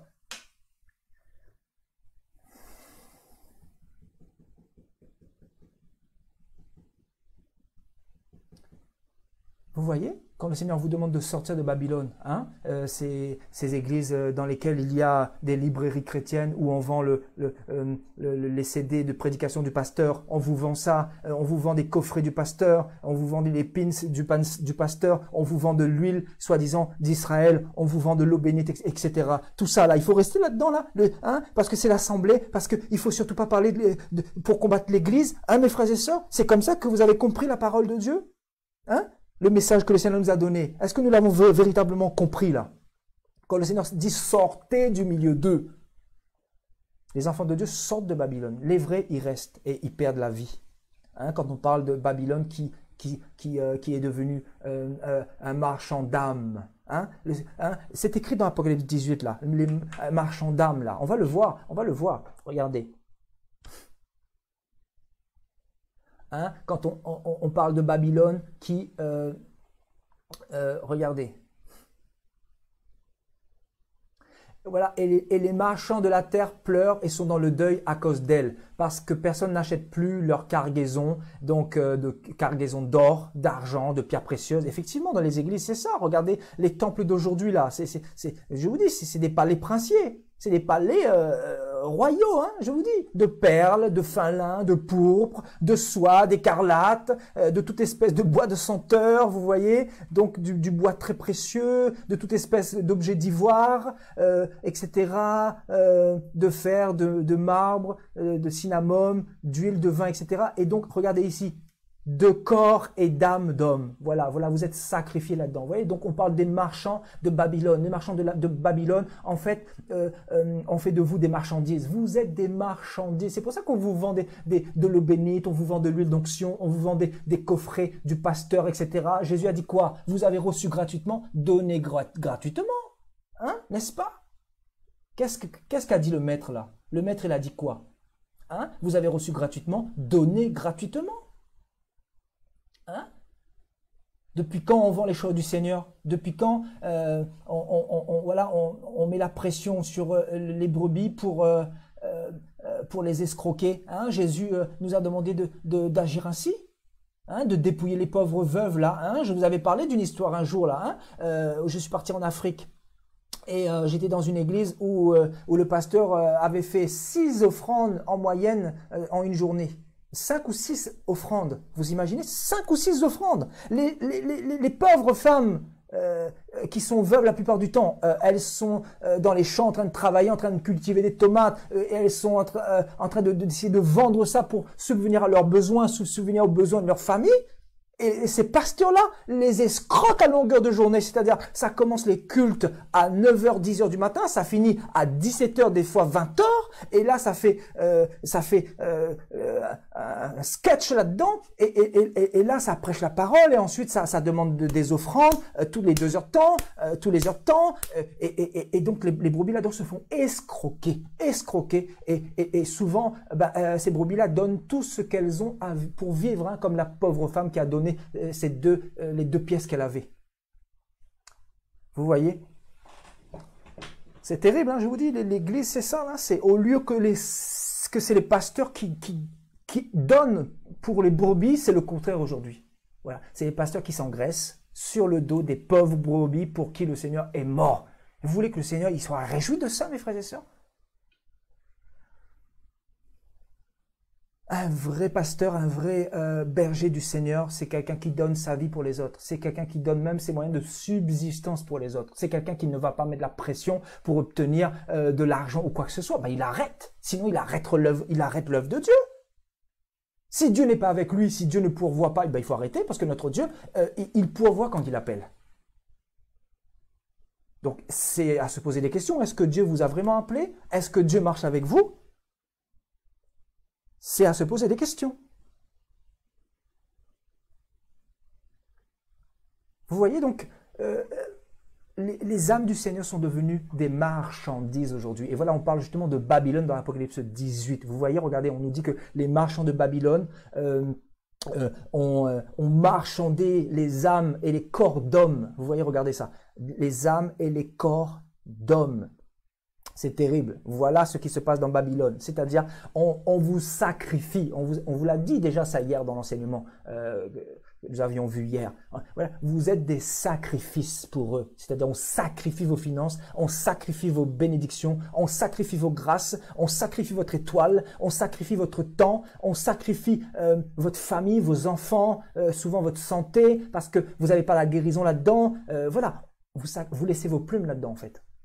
Quand le Seigneur dit « Sortez du milieu d'elle, mon peuple. Sortez du milieu d'elle. » Alléluia. Afin que vous ne participiez point à ses péchés. Et donc, retournons dans 1 Corinthiens 5. Voilà. Paul dit maintenant, ce que je vous ai écrit, c'est de ne pas avoir des relations avec quelqu'un qui, se nommant frère, quelqu'un qui se fait appeler chrétien, est impudique. Donc, impudique, cupide, donc quelqu'un qui aime l'argent. Hein? Qu'est-ce que Paul dit ici, là? Qu'est-ce que vous faites avec les gens qui vous dépouillent, qui ont un évangile basé sur l'argent, là, les pasteurs et tout ça? Vous faites quoi avec eux, là? Paul dit clairement de ne pas avoir de relation avec ces gens-là. Quelqu'un d'idolâtre, vous voyez bien dans l'église que les brebis se prosternent devant le pasteur, que le pasteur reprenne pas, que les pasteurs ne reprennent pas les brebis, et vous voyez ça devant vous, vous sortez pas de là. Vous voyez qu'il y a anguille sous roche, qu'il y a un problème quelque part. Vous voyez que dans la parole du Seigneur, Pierre a repris Corneille. Il lui a dit, Corneille, lève-toi, ne te prosterne pas devant moi, je suis un homme comme toi. Même l'ange du Seigneur qui est à un niveau supérieur à nous dans la dimension spirituelle, parce que eux, ils sont dans le niveau de la sainteté, et nous dans la corruption encore, même si nous sommes sanctifiés par le Maître, par Jésus. Mais l'ange même a dit à Jean, sur l'île de Patmos, adore Dieu seul, prosterne-toi devant Dieu seul. Donc l'idolâtrie dans l'église, vous voyez des choses comme ça, mais pourtant vous y restez, vous approuvez ça. En fait, rester là-dedans, c'est approuver en quelque sorte. Donc en fait, vous êtes en train de boire le péché. Vous voyez? Donc le pasteur se nomme aussi frère, n'est-ce pas? Il se fait appeler chrétien, le pasteur. Ouais, c'est une brebis comme vous. Mais bien sûr, il se met à une position pour vous écraser et pour susciter l'idolâtrie. Le problème dans l'église d'aujourd'hui, dans cette fin des temps, c'est l'idolâtrie. L'idolâtrie a tellement pris une envergure sans précédent. C'est-à-dire, Babylone, c'est ça en fait. C'est un monde rempli de démons, d'idolâtrie, voilà, où l'homme a pris la place de Dieu. Vous voyez, où l'homme a pris la place de Dieu carrément, hein. Voilà, donc c'est ça la pensée de l'Antichrist. La Bible nous dit dans 2 Thessaloniciens chapitre 2 là-bas, il nous dit, il se fera passer pour lui-même Dieu et il viendra s'asseoir dans le temple de Dieu, l'Antichrist. Il viendra s'asseoir dans le temple de Dieu. Le temple de Dieu peut être représenté par quoi aussi? Bien sûr par le temple à Jérusalem, mais aussi le temple que nous sommes, c'est-à-dire l'être humain, le corps qui est le temple, qui représente le temple. Donc il vient jusqu'à s'asseoir dans le temple pour recevoir l'idolâtrie. Et un homme qui ne refuse pas l'idolâtrie, c'est quelqu'un qui est vraiment sous l'inspiration des démons déjà. C'est quelqu'un qui est déjà tombé dans le piège du diable. Quelqu'un qui accepte qu'on puisse l'adorer, l'encenser, frères et sœurs. Mais qui est le pasteur? Qui est un prophète? Qui est le docteur? Qui est un apôtre? On n'est rien du tout. On n'est que de la poussière. On est ex-aequo, on est égaux. On est tous les brebis du Seigneur. On a reçu un appel. Vous avez reçu un appel aussi, bien que vous ne le sachiez pas peut-être. Mais nous avons tous reçu quelque chose. Nous faisons simplement les choses par la grâce du Seigneur. Et toute la gloire revient à Jésus-Christ. C'est-à-dire dans une église, si le pasteur commence à être mis sur un pédestal, en train de faire un sketch, et mettre le pasteur au centre de l'assemblée, là on se dit, mais il y a anguille sous roche. L'esprit de l'Antichrist est passé par là. L'idolâtrie. Voilà, on ne dirige plus l'adoration vers le maître. Voilà, c'est quoi le problème en cette génération. Voilà. Et le Seigneur dit quoi? Sortez de là. Séparez-vous. Vous voyez, Paul, animé du Saint-Esprit, qu'est-ce qu'il va dire? Si un frère se dit frère, se dit chrétien, et que c'est un idolâtre, ou il approuve l'idolâtrie, il faut rester à côté. Il faut faire quoi? Regardez, il dit, voilà, de ne pas avoir de relation avec quelqu'un qui, se nommant frère, est impudique. On va partir dans le terme grec. On va essayer de voir ça là tout de suite là. Relation là. Qu'est-ce que le Seigneur veut dire par relation? Donc 1 Corinthiens 5, 11. On va le voir, frères et sœurs. 1 Corinthiens 5, 11. Alléluia. Alors 1 Corinthiens 5, 11. On va le voir tout de suite. Qu'est-ce que le Seigneur veut nous dire par relation là?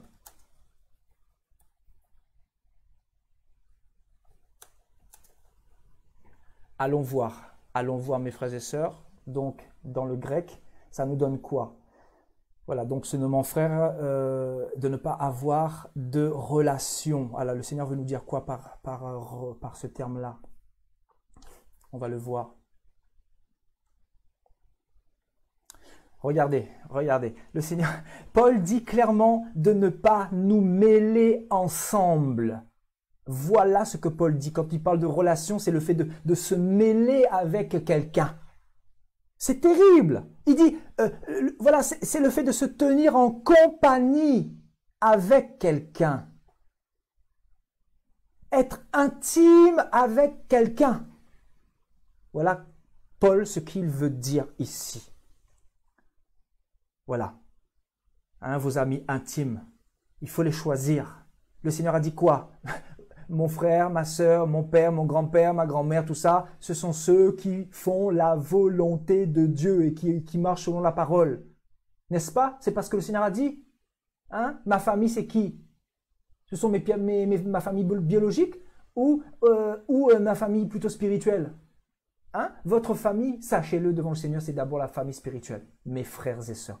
Ceux et celles qui vont vous tirer vers le haut, qui vont vous encourager, qui vont prier pour vous. Voilà votre famille selon le Seigneur premièrement. Ensuite, votre famille biologique, vous ne pouvez pas les ignorer bien sûr, parce que vous voulez les sauver aussi. Mais notre véritable famille, c'est vous. Voilà, vous êtes notre famille, nous sommes votre famille. Voilà, selon le Seigneur. Et c'est ainsi, si nous marchons selon la doctrine du Seigneur, nous pouvons nous mêler ensemble. Nous pouvons nous mêler ensemble, nous pouvons être intimes avec vous, nous pouvons partager des choses que nous ne partageons pas avec des païens. Nous pouvons nous tenir en compagnie. Vous voyez, nous pouvons nous rassembler ensemble, c'est ça qu'il faut comprendre. Alléluia.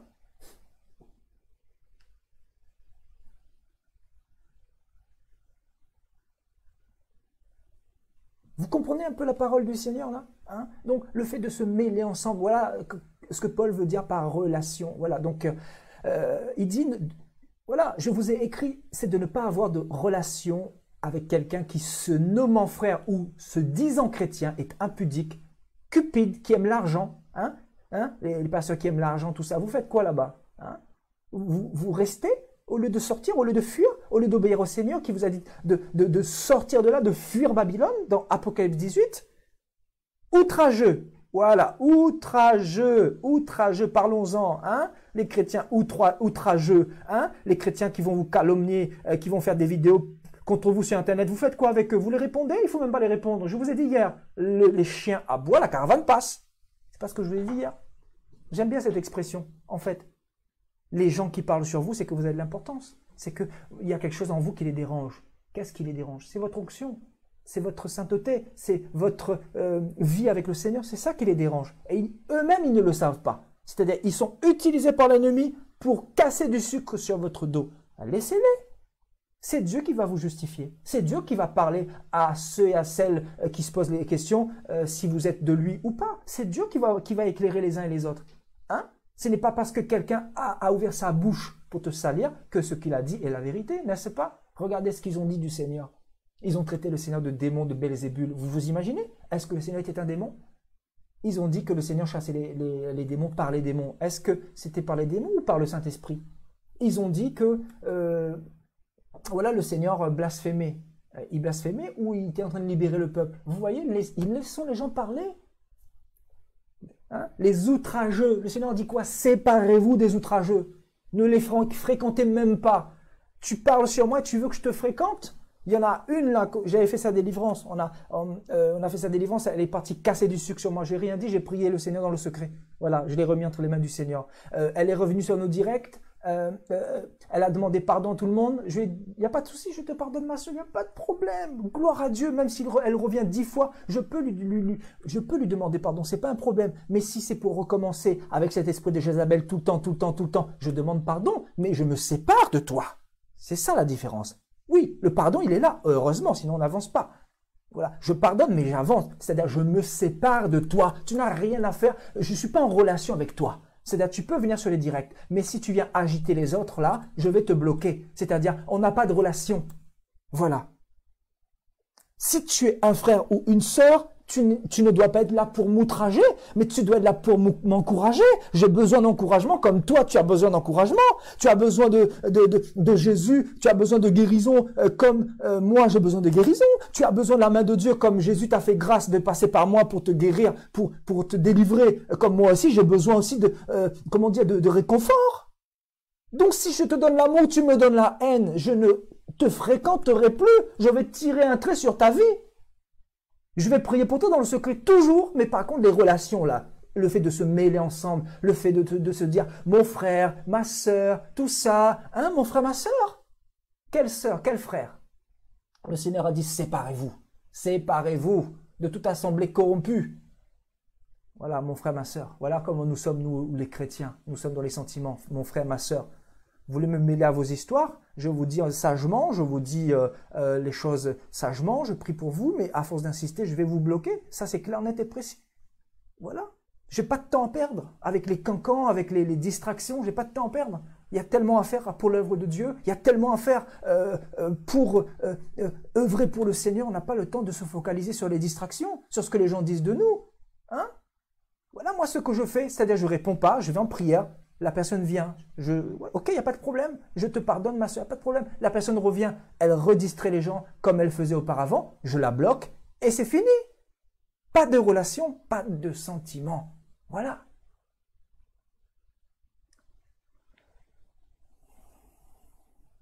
Nous devons demander à Dieu de sortir des sentiments. Les sentiments, en fait, ça fait échouer plusieurs personnes. Plusieurs personnes. Les sentiments. Il y a un frère, il y a quelques années de ça, il était venu chez moi une première fois. Il y a quasiment personne qui vient chez nous. Hein. Nous, on est prudents, on a confiance au Seigneur. Et il y a quelques frères, oui, ça arrive, mais c'est très rare. Mais je veux dire, il y a quelques années de ça, il y a un frère qui était venu chez nous quand on était vers Paris 17e, vers Clichy, là-bas.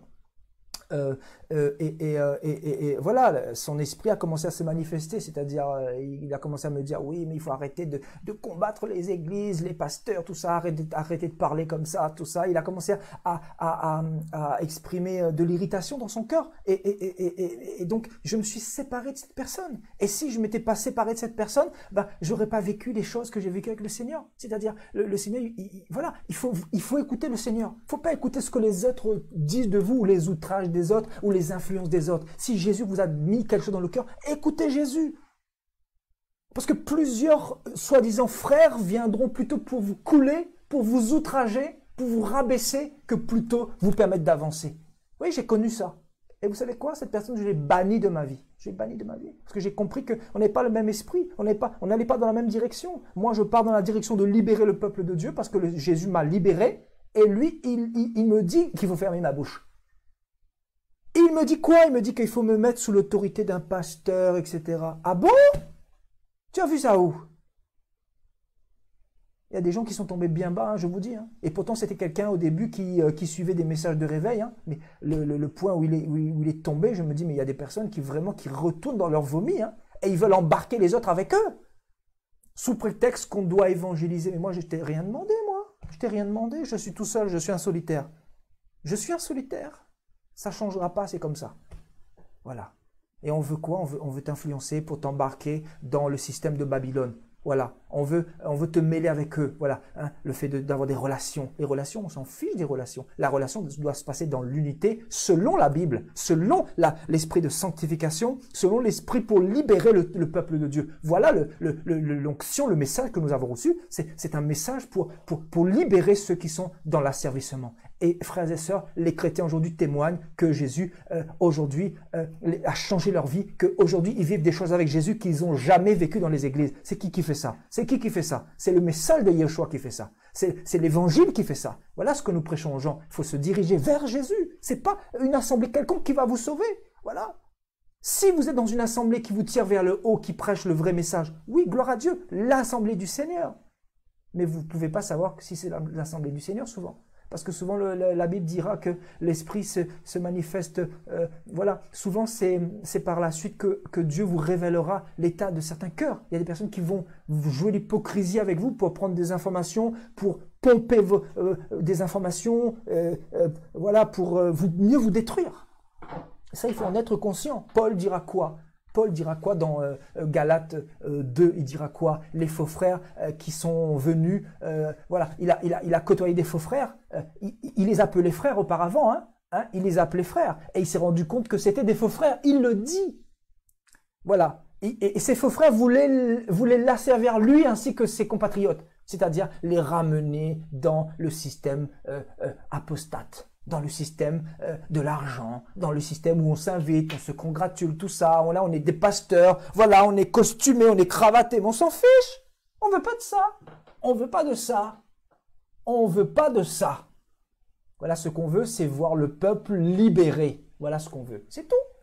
Voilà. Le message qu'on donne, c'est pour voir le peuple libéré, le peuple être libéré, être heureux dans la joie, être réconforté, être dans la foi, dans le courage, dans la détermination. Voilà le message qu'on apporte. On s'en fout. Voilà, c'est quoi notre costume cravate. Notre costume, vous savez c'est quoi? C'est quoi notre costume? Voilà. Notre costume, c'est quand les gens ont la foi. Voilà. Ma cravate, c'est quoi? C'est quand les gens sont encouragés. Vous voulez que je vous dise, c'est quoi ma chemise? C'est quoi ma chemise? C'est quand je vois des chrétiens qui prennent conscience de leur identité. Hein, c'est quoi mon pantalon là? Hein, c'est quoi? Ou mes belles chaussures, c'est quoi? C'est quand je vois des chrétiens qui passent par les eaux du baptême, qui passent de la mort à la vie. Voilà, c'est quoi mon costume cravate, mes frères et sœurs? Voilà, eux par contre là, c'est voilà. Et, voilà, ils sont dans leur système, il faut les laisser. Restez entre vous. Restez entre vous surtout. Mais moi, il ne faut pas me mêler à ça. Ça ne m'intéresse pas. J'en veux pas. Je veux rester simple. Voilà, je veux faire ce que Dieu me demande de faire et ce qu'il m'a mis dans le cœur jusqu'à la fin. Il n'y a personne qui peut enlever ça. Voilà, ce que Jésus m'a donné il y a des années en arrière, là, voilà, je sais ce que j'ai reçu. Je sais qui j'ai rencontré. Voilà. Donc voilà, je veux vous encourager aussi à vous séparer de tout ce qui ne vous tire pas vers le haut, là. Tous ceux qui veulent vous mêler aux fausses doctrines, tout ça, qui veulent vous ramener dans les systèmes pour que vous soyez asservis, que vous soyez manipulés, dépouillés comme avant, vous voyez clair aujourd'hui. Vous voyez clair aujourd'hui. C'est ça la différence. Hier, vous n'étiez pas encore bien éclairés suffisamment. Mais le Seigneur, aujourd'hui, vous êtes éclairés, mes frères et sœurs. Alléluia.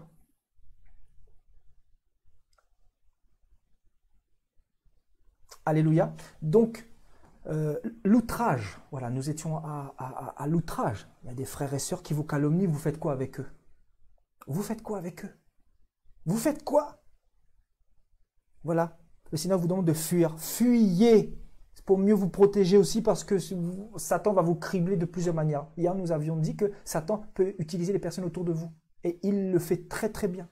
Voilà. Pour vous décourager justement. Donc on continue. Alléluia. Donc, ivrogne. Ah ben oui, ivrogne. Aïe, aïe, aïe, aïe, aïe. Parlons-en. Laissez-moi parler là. Je critique pas pour critiquer, je critique pour vous ouvrir les yeux. Hein. C'est des critiques pour constructifs. Voilà. Voilà. C'est des critiques constructives parce que on est tous faillibles. Ça peut arriver à tout le monde. Mais voilà, quand je me suis marié, j'avais 2 chrétiens. Bon, je venais de les connaître. On faisait de l'évangélisation ensemble. Et ils sont venus une fois à la maison. J'aurais dit, venez à mon mariage, c'est pas un problème. Voilà. Ils étaient 2. Et le jour de mon mariage, ils ont fini bourrés. C'est-à-dire, ils étaient bourrés. Vous comprenez ce que je veux dire? Voilà, des chrétiens. Je les ai fait passer pour des frères chrétiens. Ma famille qui n'est pas convertie, voilà. Ils ont fait la rencontre de soi-disant chrétiens. C'est-à-dire, je les ai présentés en tant que chrétiens, des frères chrétiens. Voilà l'image qu'ils ont laissée. Ils étaient bourrés, on les a saoulés au rhum, ils n'ont pas pu dire non, et au final, voilà. Qu'est-ce que j'ai fait, moi? Qu'est-ce que j'ai fait? Je me suis séparé d'eux. Il y en a un qui a rentré en contact, c'est celui qui est venu à mon mariage, hein, donc je le condamne pas, je veux vraiment qu'il soit sauvé, qu'il se repente, et voilà, on est tous dans un processus pour atteindre le salut, rien n'est acquis, donc c'est pour ça que je le condamne pas, mais ce que je veux dire par là, c'est que ce même frère, quelques temps plus tard, il va tomber dans l'impudicité, il va coucher avec une sœur, et au lieu de lui venir en aide, il est tombé dans les pièges du diable, et ensuite, voilà, il y a eu plein de choses comme ça, donc du coup, je me suis séparé de lui, vous voyez, je peux pas évangéliser avec quelqu'un comme ça, je peux pas fréquenter quelqu'un comme ça, je ne peux pas me mentir à moi-même, je peux pas être hypocrite avec moi-même, vous voyez. Cette sœur qui est venue à mon mariage, j'ai trouvé bourrée, enfin c'est des choses que je dis à personne, je vous dis à vous, et ma femme, elle est au courant de ça, mais voilà, il y a que le Seigneur et moi qui sait ce qui se passe, ce qui s'est passé réellement, vous voyez. Donc elle a commencé à me critiquer, me calomnier, elle a commencé à, vous savez, la période où j'ai vécu beaucoup de persécutions, là, vers 2017, là. Elle a commencé à se lever, hein, dans les coulisses. Enfin, je sentais que elle était hypocrite. Et donc, quand je vois aussi le jour de mon mariage, elle était bourrée, je me suis dit, mais Seigneur, voilà. En fait, ce n'est même pas moi, ce n'est même pas moi qui me suis séparé, c'est le Seigneur qui a séparé.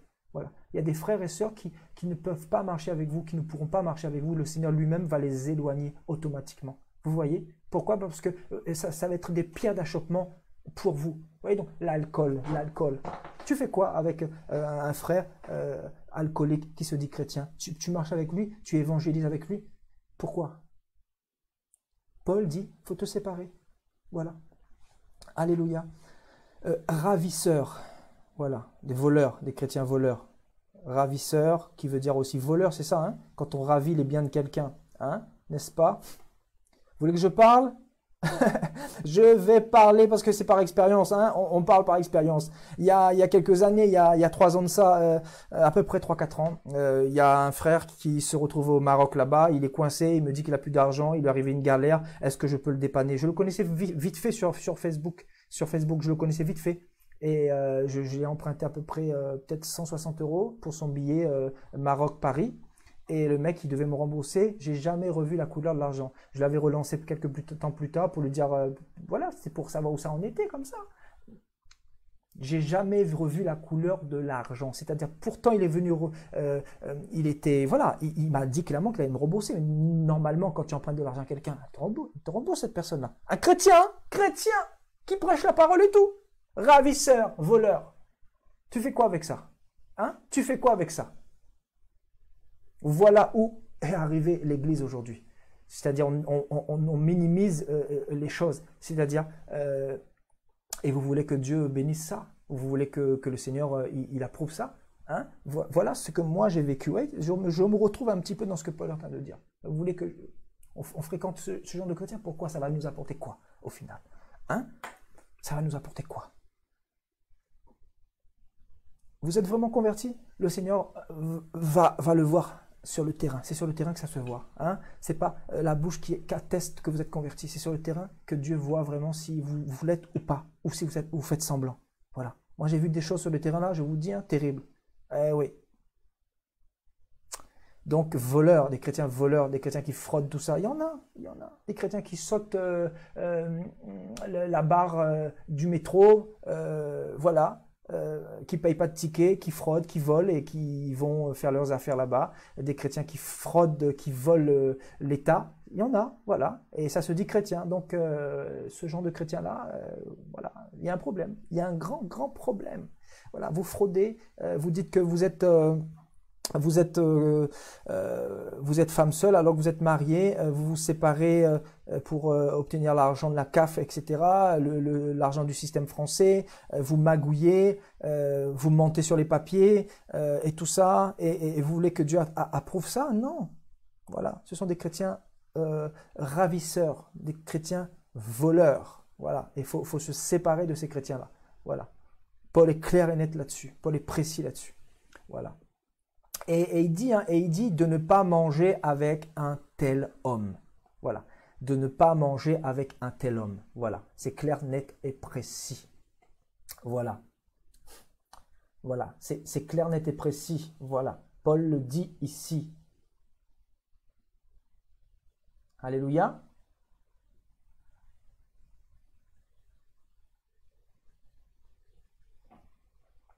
Eh oui, mes frères et sœurs. Il y a des choses vraiment qui se passent dans les coulisses là, c'est terrible.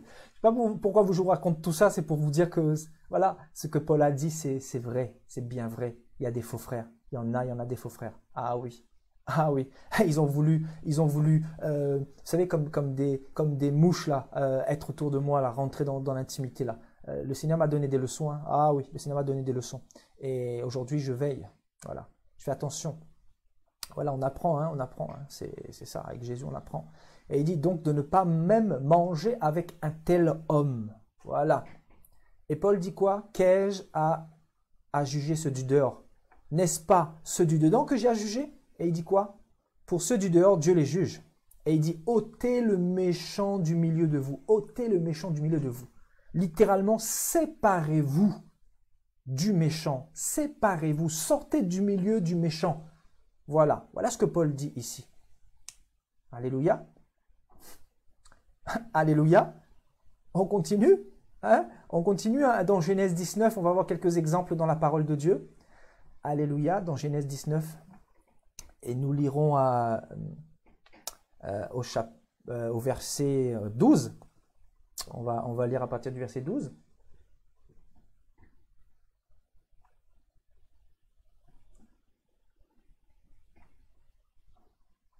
Les hommes dirent à Lot, « Qu'as-tu encore ici ?» Le Seigneur va nous parler, hein. « Gendre, fils et fille, et tout ce qui t'appartient dans la ville, fais-les sortir de ce lieu. » Waouh! C'est qui parle ici? L'ange que le Seigneur va envoyer pour parler à Lot. Il va lui dire, « Qu'as-tu encore ici, là, dans cette ville d'impudiques, dans cette ville de voleurs, d'homosexuels, dans cette ville d'impies? Qui as-tu encore comme personne de ta famille ici? Qui as-tu encore ici, là, comme personne proche de toi? » Et il dira, l'ange dira, « Gendre, fille, fils, et tout ce qui t'appartient dans la ville, fais-les sortir de ce lieu. » Et il dit, « Car nous allons détruire ce lieu, parce que le cri contre ses habitants est grand devant l'Éternel. L'Éternel nous a envoyés pour détruire Babylone. » Vous savez, Sodome et Gomorre, là. Ici, il s'agit de Sodome et Gomorre, n'est-ce pas? Vous connaissez cette histoire-là, cette pluie de feu qui a abattu sur ces villes-là à l'époque. Et c'est terrible. Donc, Lot sortit et parla à ses gendres qui avaient pris ses filles. « Levez-vous, dit-il, sortez de ce lieu, car l'Éternel va détruire la ville. » Mais aux yeux de ses gendres, il parut plaisanter. Vous voyez, plusieurs pensent que le Seigneur plaisante quand il dit de sortir de Babylone, là, sortir du milieu du péché, tout ça, là. Ils vont avoir des surprises. Je vous dis, ils vont avoir des surprises. Et on nous dit, les anges insistèrent auprès de Lot en disant, « Lève-toi, prends ta femme. » Regardez. Les anges, voilà le message des anges de la part de Dieu. Les anges mandatés de la part de Dieu. Les anges insistèrent auprès de Lot en disant, « Lève-toi, prends ta femme et tes 2 filles qui se trouvent ici, de peur que tu ne périsses dans la ruine de la ville. » Et comme il tardait, les hommes le saisirent par la main, lui, sa femme et ses 2 filles, car l'Éternel voulait les épargner. Et ils l'emmenèrent et le laissèrent hors de la ville. C'est terrible, c'est terrible. Vous vous imaginez un peu? Voilà. Et il dit, après avoir fait sortir l'un d'eux, dit, « Sauve-toi pour ta vie, ne regarde pas en arrière et ne t'arrête pas dans toute la plaine. Sauve-toi vers la montagne de peur que tu ne périsses. » Lot leur dit, « Oh non, Seigneur, voici, j'ai trouvé grâce à tes yeux. Et tu as montré la grandeur de ta miséricorde à mon égard, en me consacrant la vie, en me conservant la vie, pardon. Mais je ne puis me sauver à la montagne avant que le désastre m'atteigne, et je périrai. » Voilà, donc ici, Lot va se sauver. Voilà, parce que le jugement était arrivé. Le jugement allait pleuvoir. Et on nous dit que la femme de Lot regarda en arrière, vous connaissez cette histoire, donc elle devint une statue de sel. C'est terrible, c'est terrible. Et les autres, bien sûr, ils ont péri, ceux qui ont pris Lot pour un plaisantin. Et qu'est-ce que nous devons retenir ici, en fait? Voilà, qu'est-ce que l'ange va dire au verset 12? L'ange dira, « Gendre, fille et fils, et tout ce qui t'appartient dans la ville, fais-les sortir de ce lieu. » Fais-les sortir de ce lieu. Voilà le message du Seigneur qui n'a pas changé. Quand on parle de ce lieu, bien sûr, il s'agit de Babylone. Il s'agit de Sodome et Gomorre. Voilà, le Seigneur veut quoi? Veut faire sortir nos familles de ces endroits-là. Le Seigneur veut épargner nos familles de ces endroits-là. C'est-à-dire Babylone qui représente le monde et Babylone qui représente aussi l'assemblée corrompue, qui représente quoi? L'Église catholique, qui représente quoi? La religion, qui représente quoi? L'hypocrisie, le purgatoire, tout ça là. Les idoles, tout ça là. Le Seigneur veut sortir nos familles de là, vous voyez? Et donc Lot ici avait la responsabilité de les faire sortir. En fait, le Seigneur nous parle ce soir-là. Le Seigneur nous donne la responsabilité de faire sortir nos familles de ces endroits-là. C'est de notre responsabilité. Le Seigneur vous a établi sentinelle de vos familles, mes frères et sœurs. C'est pour ça que même s'ils ne sont pas encore convertis, gardez foi, parce que le Seigneur agit. Le Seigneur travaille en voyant votre vie transformée. Le Seigneur est en train de travailler leur cœur, mes frères et sœurs. Donc, il faut voir les choses sous cet augure-là.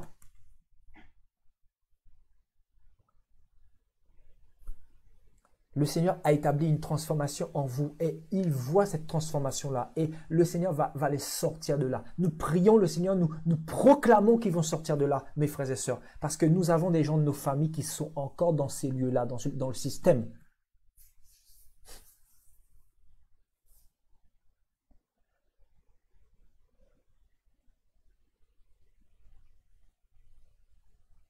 Alléluia. Et il dira quoi plus bas? Les anges insistèrent auprès de Lot en disant, lève-toi, prends ta femme et tes 2 filles. Waouh, prends ta femme et tes 2 filles qui se trouvent ici de peur que tu ne périsses. Vous voyez donc, fais sortir ta femme et tes 2 filles. Mes frères et sœurs, voilà notre mission. C'est que notre famille soit sauvée. C'est de les faire sortir de là. Alléluia. Nous prêchons aux autres, oui, mais nous prêchons d'abord à notre famille. Hein, nous prêchons d'abord à notre femme, à nos enfants, hein, pour ceux qui ont des enfants. Donc voilà, l'œuvre de Dieu se fait d'abord dans notre famille, frères et sœurs. C'est-à-dire dans votre noyau familial proche, là. C'est là où tout se passe. Hein? Hein, le Seigneur, à l'époque, là, il a permis que l'évangile puisse être prêché à Jérusalem, tout ça, dans les contrées alentours et jusqu'aux extrémités de la terre. Oui, c'est d'abord à Jérusalem que ça commence. C'est-à-dire dans le noyau. Le Seigneur veut sauver votre famille et donc les anges insistèrent auprès de Lot en disant, lève-toi, prends ta femme et tes 2 filles. La famille, mes frères et sœurs. Le Seigneur veut faire sortir nos familles de tous ces systèmes-là. Pourquoi? Parce que le Seigneur veut nous épargner de ces futurs jugements. Hein? C'est ça. Hein? Les futurs jugements. Alléluia. Voilà, donc voilà encore un exemple où le Seigneur veut faire sortir ses enfants de toute assemblée paganisée ou de tout endroit où l'environnement spirituel est sale. C'est ça hein, qu'il faut comprendre. Hein. On parle de l'environnement spirituel ce soir. Voilà le thème de ce soir, l'environnement spirituel. Voilà, donc le Seigneur était en train de faire sortir Lot et sa famille de cet environnement spirituel qui était sale. Et dans Nombre 16, voilà notre exemple également. Donc la révolte de Corée que vous connaissez certainement. Donc Nombre chapitre 16 au verset 25.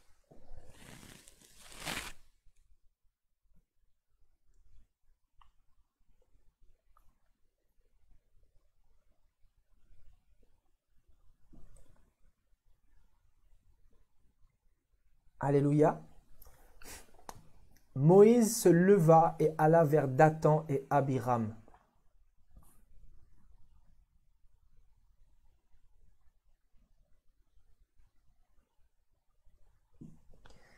Et les anciens d'Israël le suivirent. Il parla à l'assemblée et dit, « Éloignez-vous des tentes de ces méchants hommes. » Waouh! Éloignez-vous des tentes de ces méchants hommes et ne touchez à rien de ce qui leur appartient, de peur que vous ne périssiez en même temps qu'ils seront punis pour leurs péchés. Vous voyez? On parle de quoi là? De l'assemblée. Vous voyez, regardez, regardez. Il parla à l'assemblée. Voilà, Moïse se leva et alla vers Dathan et Abiram et les anciens d'Israël le suivirent. Et regardez, Moïse va s'adresser à qui? À l'assemblée. Alléluia. Hein? Donc si on vous dit, voilà, il ne faut pas parler mal des églises, tout ça, hein? Ces gens-là sont des gens envoûtés. Ces gens-là ne veulent pas qu'on vous dise la vérité. Hein? Moïse va parler à qui ici? À l'assemblée. Moïse qui était une trompette entre les mains du Seigneur. Ben oui. Moïse parla à l'assemblée et dit, éloignez-vous des tentes de ces méchants hommes. Donc, quand on s'éloigne, on se sépare. On se sépare. Pourquoi? Parce que ces personnes-là sont des personnes méchantes, des personnes impies, des personnes qui sont impures. Et il dit, ne touchez à rien de ce qui leur appartient. Ne touchez à rien de ce qui leur appartient. C'est-à-dire, c'est bien écrit, rien. Parce que ça peut vous souiller. Ça peut vous souiller. Hein, quand vous achetez le coffret du pasteur, là, vous croyez quoi? Ça vous souille, mes frères et sœurs. Voilà, les choses de Babylone vous souillent. Quand vous achetez, écoutez bien ce que dit l'Esprit ce soir. Quand vous achetez l'huile d'Israël, là, qui est soi-disant bénie, là, ces choses-là vous souillent. Écoutez-moi bien. C'est pour ça que je vous dis, il y en a beaucoup qui vont rester à l'enlèvement de l'Église, là. Il y en a beaucoup qui vont rester là. Hein? Si vous avez acheté de l'huile d'onction, là, tout ça, là, vous avez acheté de l'huile bénie, de l'eau de lourde, des crucifix, des chapelets, tout ça, repentez-vous. C'est un conseil que je vous donne. Parce que vous avez été souillés par ces choses-là. Voilà. Voilà. La Bible nous demande de ne pas toucher à ces choses-là. De ne pas toucher, de nous séparer. Hier, vous aviez fait des choses dans l'ignorance. Aujourd'hui, vous connaissez la vérité. Séparez-vous de ces choses-là. Voilà. Vous devez être dans l'assemblée des saints, hein, dans l'assemblée de la vérité, hein, dans l'assemblée de la doctrine du Seigneur. Il faut vous séparer parce qu'en fait, ces choses-là peuvent être des caries qui peuvent vous contaminer. Voilà. Et souvent, dans la vie de certaines personnes, il y a des choses il y a des problèmes et souvent, c'est dû à ces choses-là. C'est-à-dire, il y a des choses qui appartiennent à la sirène des eaux, il y a des choses qui appartiennent à Babylone, il y a des choses qui appartiennent à l'ennemi, comme les idoles, tout ça. Et c'est pour ça que dans vos vies, ça va pas. C'est pour ça que dans vos foyers, ça va pas. Pourquoi? Parce qu'il y a des choses qui appartiennent à Satan. Satan, pour qu'il puisse vous laisser tranquille, il faut que vous puissiez vous débarrasser de ça. Alléluia. Donc, Moïse dit clairement ici, à cette assemblée d'Israël, il dit, voilà, il dit, touchez à rien de ce qui leur appartient. Touchez à rien.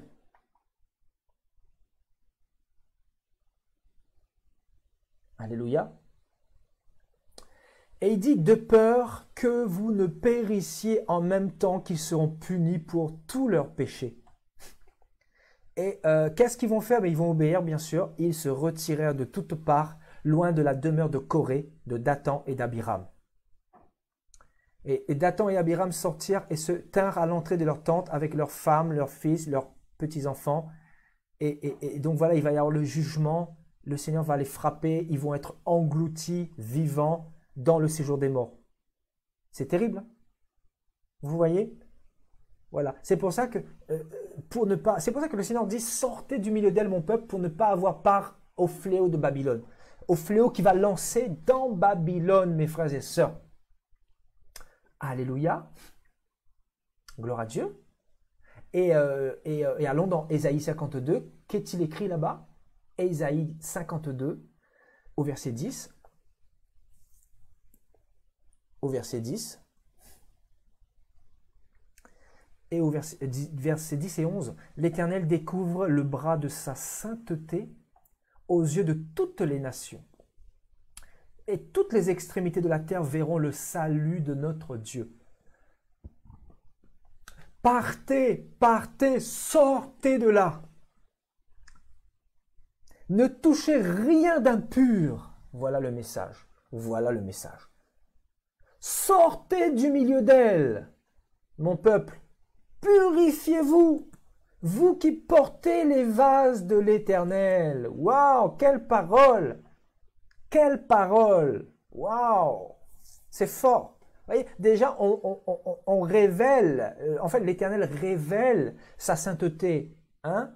L'Éternel découvre le bras de sa sainteté. Voilà, il révèle qui il est. C'est-à-dire le Dieu saint, le Dieu juste, le Dieu de pureté. Donc, par conséquent, si nous voulons le suivre et lui être agréable, nous devons aussi nous séparer de tout ce qui n'est pas selon sa gloire. Nous devons nous séparer de Babylone. Voilà, Babylone, frères et sœurs. Et il est écrit « partez, partez ». Vous voyez, c'est répété. Donc, en fait, c'est vraiment la volonté de Dieu. C'est que nous puissions partir loin de Babylone. Là. Sortez de là. Hein. On répète à plusieurs reprises, sortez de là. et on nous invite à ne rien toucher d'impur. Voilà la raison, parce qu'il y a des choses impures dans Babylone, dans les assemblées de Babylone. Et on nous recommande une fois de plus, dans le verset 11, de sortir du milieu d'elle. Et le Seigneur, sa volonté parfaite, c'est que nous puissions nous purifier, nous qui portons les vases de l'Éternel. Aïe, aïe, aïe, aïe, aïe, aïe, aïe. N'est-ce pas? Hein? Moi, je crois que le Seigneur, il a un peuple qui aime la vérité et qui veut marcher dans la sainteté. Moi, je crois que le Seigneur, il a un peuple dans le secret, là, je vous dis, hein, il y a des gens ici qui font partie de ces chrétiens-là. Il y en a qui ne font pas partie aussi de ces chrétiens-là, qui sont là pour être spectateurs. Mais néanmoins, le Seigneur a un peuple qui se purifie et qui porte ses vases. Alléluia, le Seigneur a un peuple qui porte ses vases. Un peuple forcément qui passe par des souffrances, des moments difficiles, des moments de difficulté, des moments difficiles, mais ce peuple-là se purifie néanmoins. Ce peuple-là a compris le message du Maître. Ce peuple-là a compris la volonté du Maître. Je crois que nous devons comprendre ce que veut dire sortir de Babylone. Voilà, c'est vraiment sortir de toute assemblée qui ne glorifie pas Dieu. Toute assemblée corrompue, toute assemblée s'associant avec les fausses doctrines, avec l'impudicité, avec l'idolâtrie, avec le mensonge, avec l'argent, avec l'apparence des hommes, avec la manipulation, tout ça là. Alléluia. Et regardez, regardez, on lira aussi verset 12. Ne sortez pas avec précipitation, attention, vous allez comprendre, ne partez pas en fuyant, car l'Éternel ira devant vous, et le Dieu d'Israël fermera votre marche. Vous devez sortir de là, bien sûr, en allant derrière le Seigneur. Le Seigneur vous conduira dehors, parce que c'est avec lui que vous devez en fait développer cette relation. Vous ne devez pas, au contraire, vous laisser aller au désespoir parce que vous n'êtes plus dans une assemblée, parce que voilà, vous êtes isolé, parce que on vous a beaucoup blessé dans les assemblées, on vous a beaucoup fait du mal, on vous a beaucoup critiqué, n'est-ce pas? Ce n'est pas parce que vous avez vécu des choses difficiles dans les assemblées que vous allez partir avec précipitation. Voilà ce que le Seigneur veut nous dire ici. Hein? Parce que l'Éternel veut être votre Père, il veut être votre Dieu, et c'est l'Éternel qui veut marcher devant vous. Voilà ce que le Seigneur veut en fait dans ta vie, mon frère, ma soeur. Voilà, il veut marcher devant toi. Et c'est vrai que dans 2 Corinthiens 6, pour terminer, pour vraiment conclure, 2 Corinthiens 6 nous dit quoi? Le Seigneur dit clairement qu'il veut marcher au milieu de nous et il veut être notre Père. Il veut être pour nous un Père. Allons le voir dans 2 Corinthiens 6, mes frères et sœurs. Alléluia. On va le voir. 2 Corinthiens au chapitre 6. Alléluia. Merci Père pour ta parole. 2 Corinthiens 6 et nous lirons.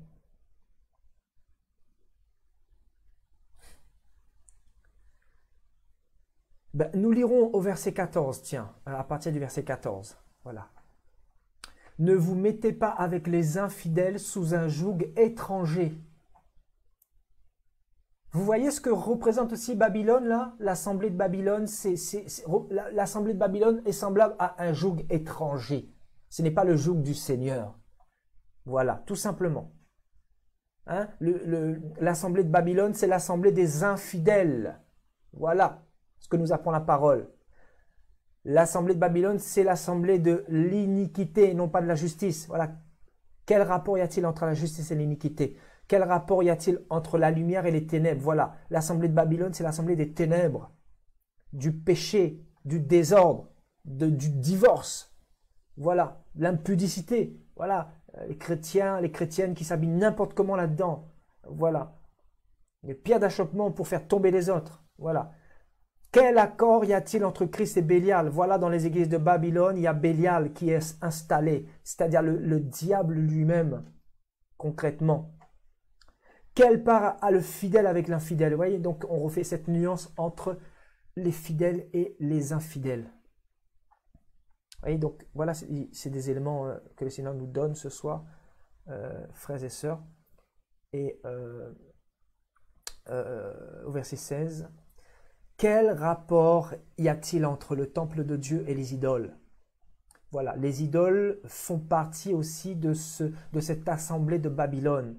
Voilà, dans l'église du Seigneur, il n'y a pas d'idole. Alléluia, c'est-à-dire c'est Jésus notre idole. On est d'accord avec ça, frères et sœurs? C'est qui votre idole? C'est Jésus, ce n'est pas moi. Alléluia. Si je suis votre idole, vous avez des soucis à vous faire parce que vous allez rater l'enlèvement. Je vous le dis tout de suite. Hein? Dans l'église du Seigneur, c'est Yehoshua Mashiach qui doit être votre idole, votre modèle. C'est lui votre modèle. Après, oui, c'est vrai que Paul a dit soyez mes imitateurs parce que lui-même il était fidèle, mais comprenez le message. Voilà, c'est Jésus notre idole. C'est-à-dire dans l'assemblée de Jésus, le pasteur ne doit pas être à la première place. Il ne doit pas être sur le piédestal. Oui, c'est vrai qu'il doit mettre de l'ordre selon la saine doctrine. Il doit conduire le troupeau selon la parole, bien sûr. Il a pour rôle de prêcher la vérité. Mais quant à prendre la place de Jésus, quant à devenir comment une personne en costume cravate où toute l'attention est centrée sur lui, frères et sœurs, non. Hein, n'est-ce pas? C'est Jésus qui doit d'abord vous enseigner chez vous. Hein. Le Saint-Esprit vous enseignera dans toute la vérité, nous dit la parole, les Saintes Écritures. Voilà. Et qu'on ne vous enseignera plus littéralement. Pourquoi? Parce que ce que nous vous disons ce soir, ce sont des choses que vous avez déjà lues en fait. Et que vous confirmez ce qui se dit ce soir. Mais voilà, donc c'est pour ça que Jésus seul est l'idole. Voilà. Nous ne vous apprenons rien de nouveau. Nous vous apprenons des choses que vous savez au fond de votre cœur. Voilà. Et des choses qui vous encouragent à continuer dans cette voie-là. Donc Jésus est l'idole. Voilà. Aucun homme, aucune statue, hein, parce que quand je parle des idoles, là, hein, dans les assemblées des pécheurs, il y a les idoles, il y a Maman Marie, tout ça, hein, Joseph, tout ça, l'apôtre Pierre, tout ça là, hein, Saint-Expédie, enfin, vous comprenez. Voilà. Donc, il n'y a rien de commun entre le temple de Dieu que nous sommes, hein, Jésus habite en nous, et les idoles. Donc, séparons-nous, bien sûr, de ces choses-là, des idoles. Car nous sommes le temple du Dieu vivant, comme Dieu l'a dit. Voilà, nous sommes le temple du Dieu vivant, comme Dieu l'a dit. J'habiterai, ouais, c'est fort, hein, il dit, j'habiterai, je marcherai au milieu d'eux. Voilà le message, voilà la conclusion parfaite là. J'habiterai et je marcherai au milieu d'eux, c'est-à-dire au milieu de mon peuple. Voilà c'est quoi l'assemblée de Dieu. C'est quoi l'église de Yehoshua? Là où 2 ou 3 sont assemblés en mon nom, je suis au milieu d'eux. Est-ce que on comprend l'évangile, mes frères et sœurs, qui est simple? C'est simple. Voilà c'est quoi l'évangile. Voilà où on ne vous a pas dit ces choses-là. On a voulu vous mettre sous un joug étranger dans les églises, sous le joug des pasteurs, hein?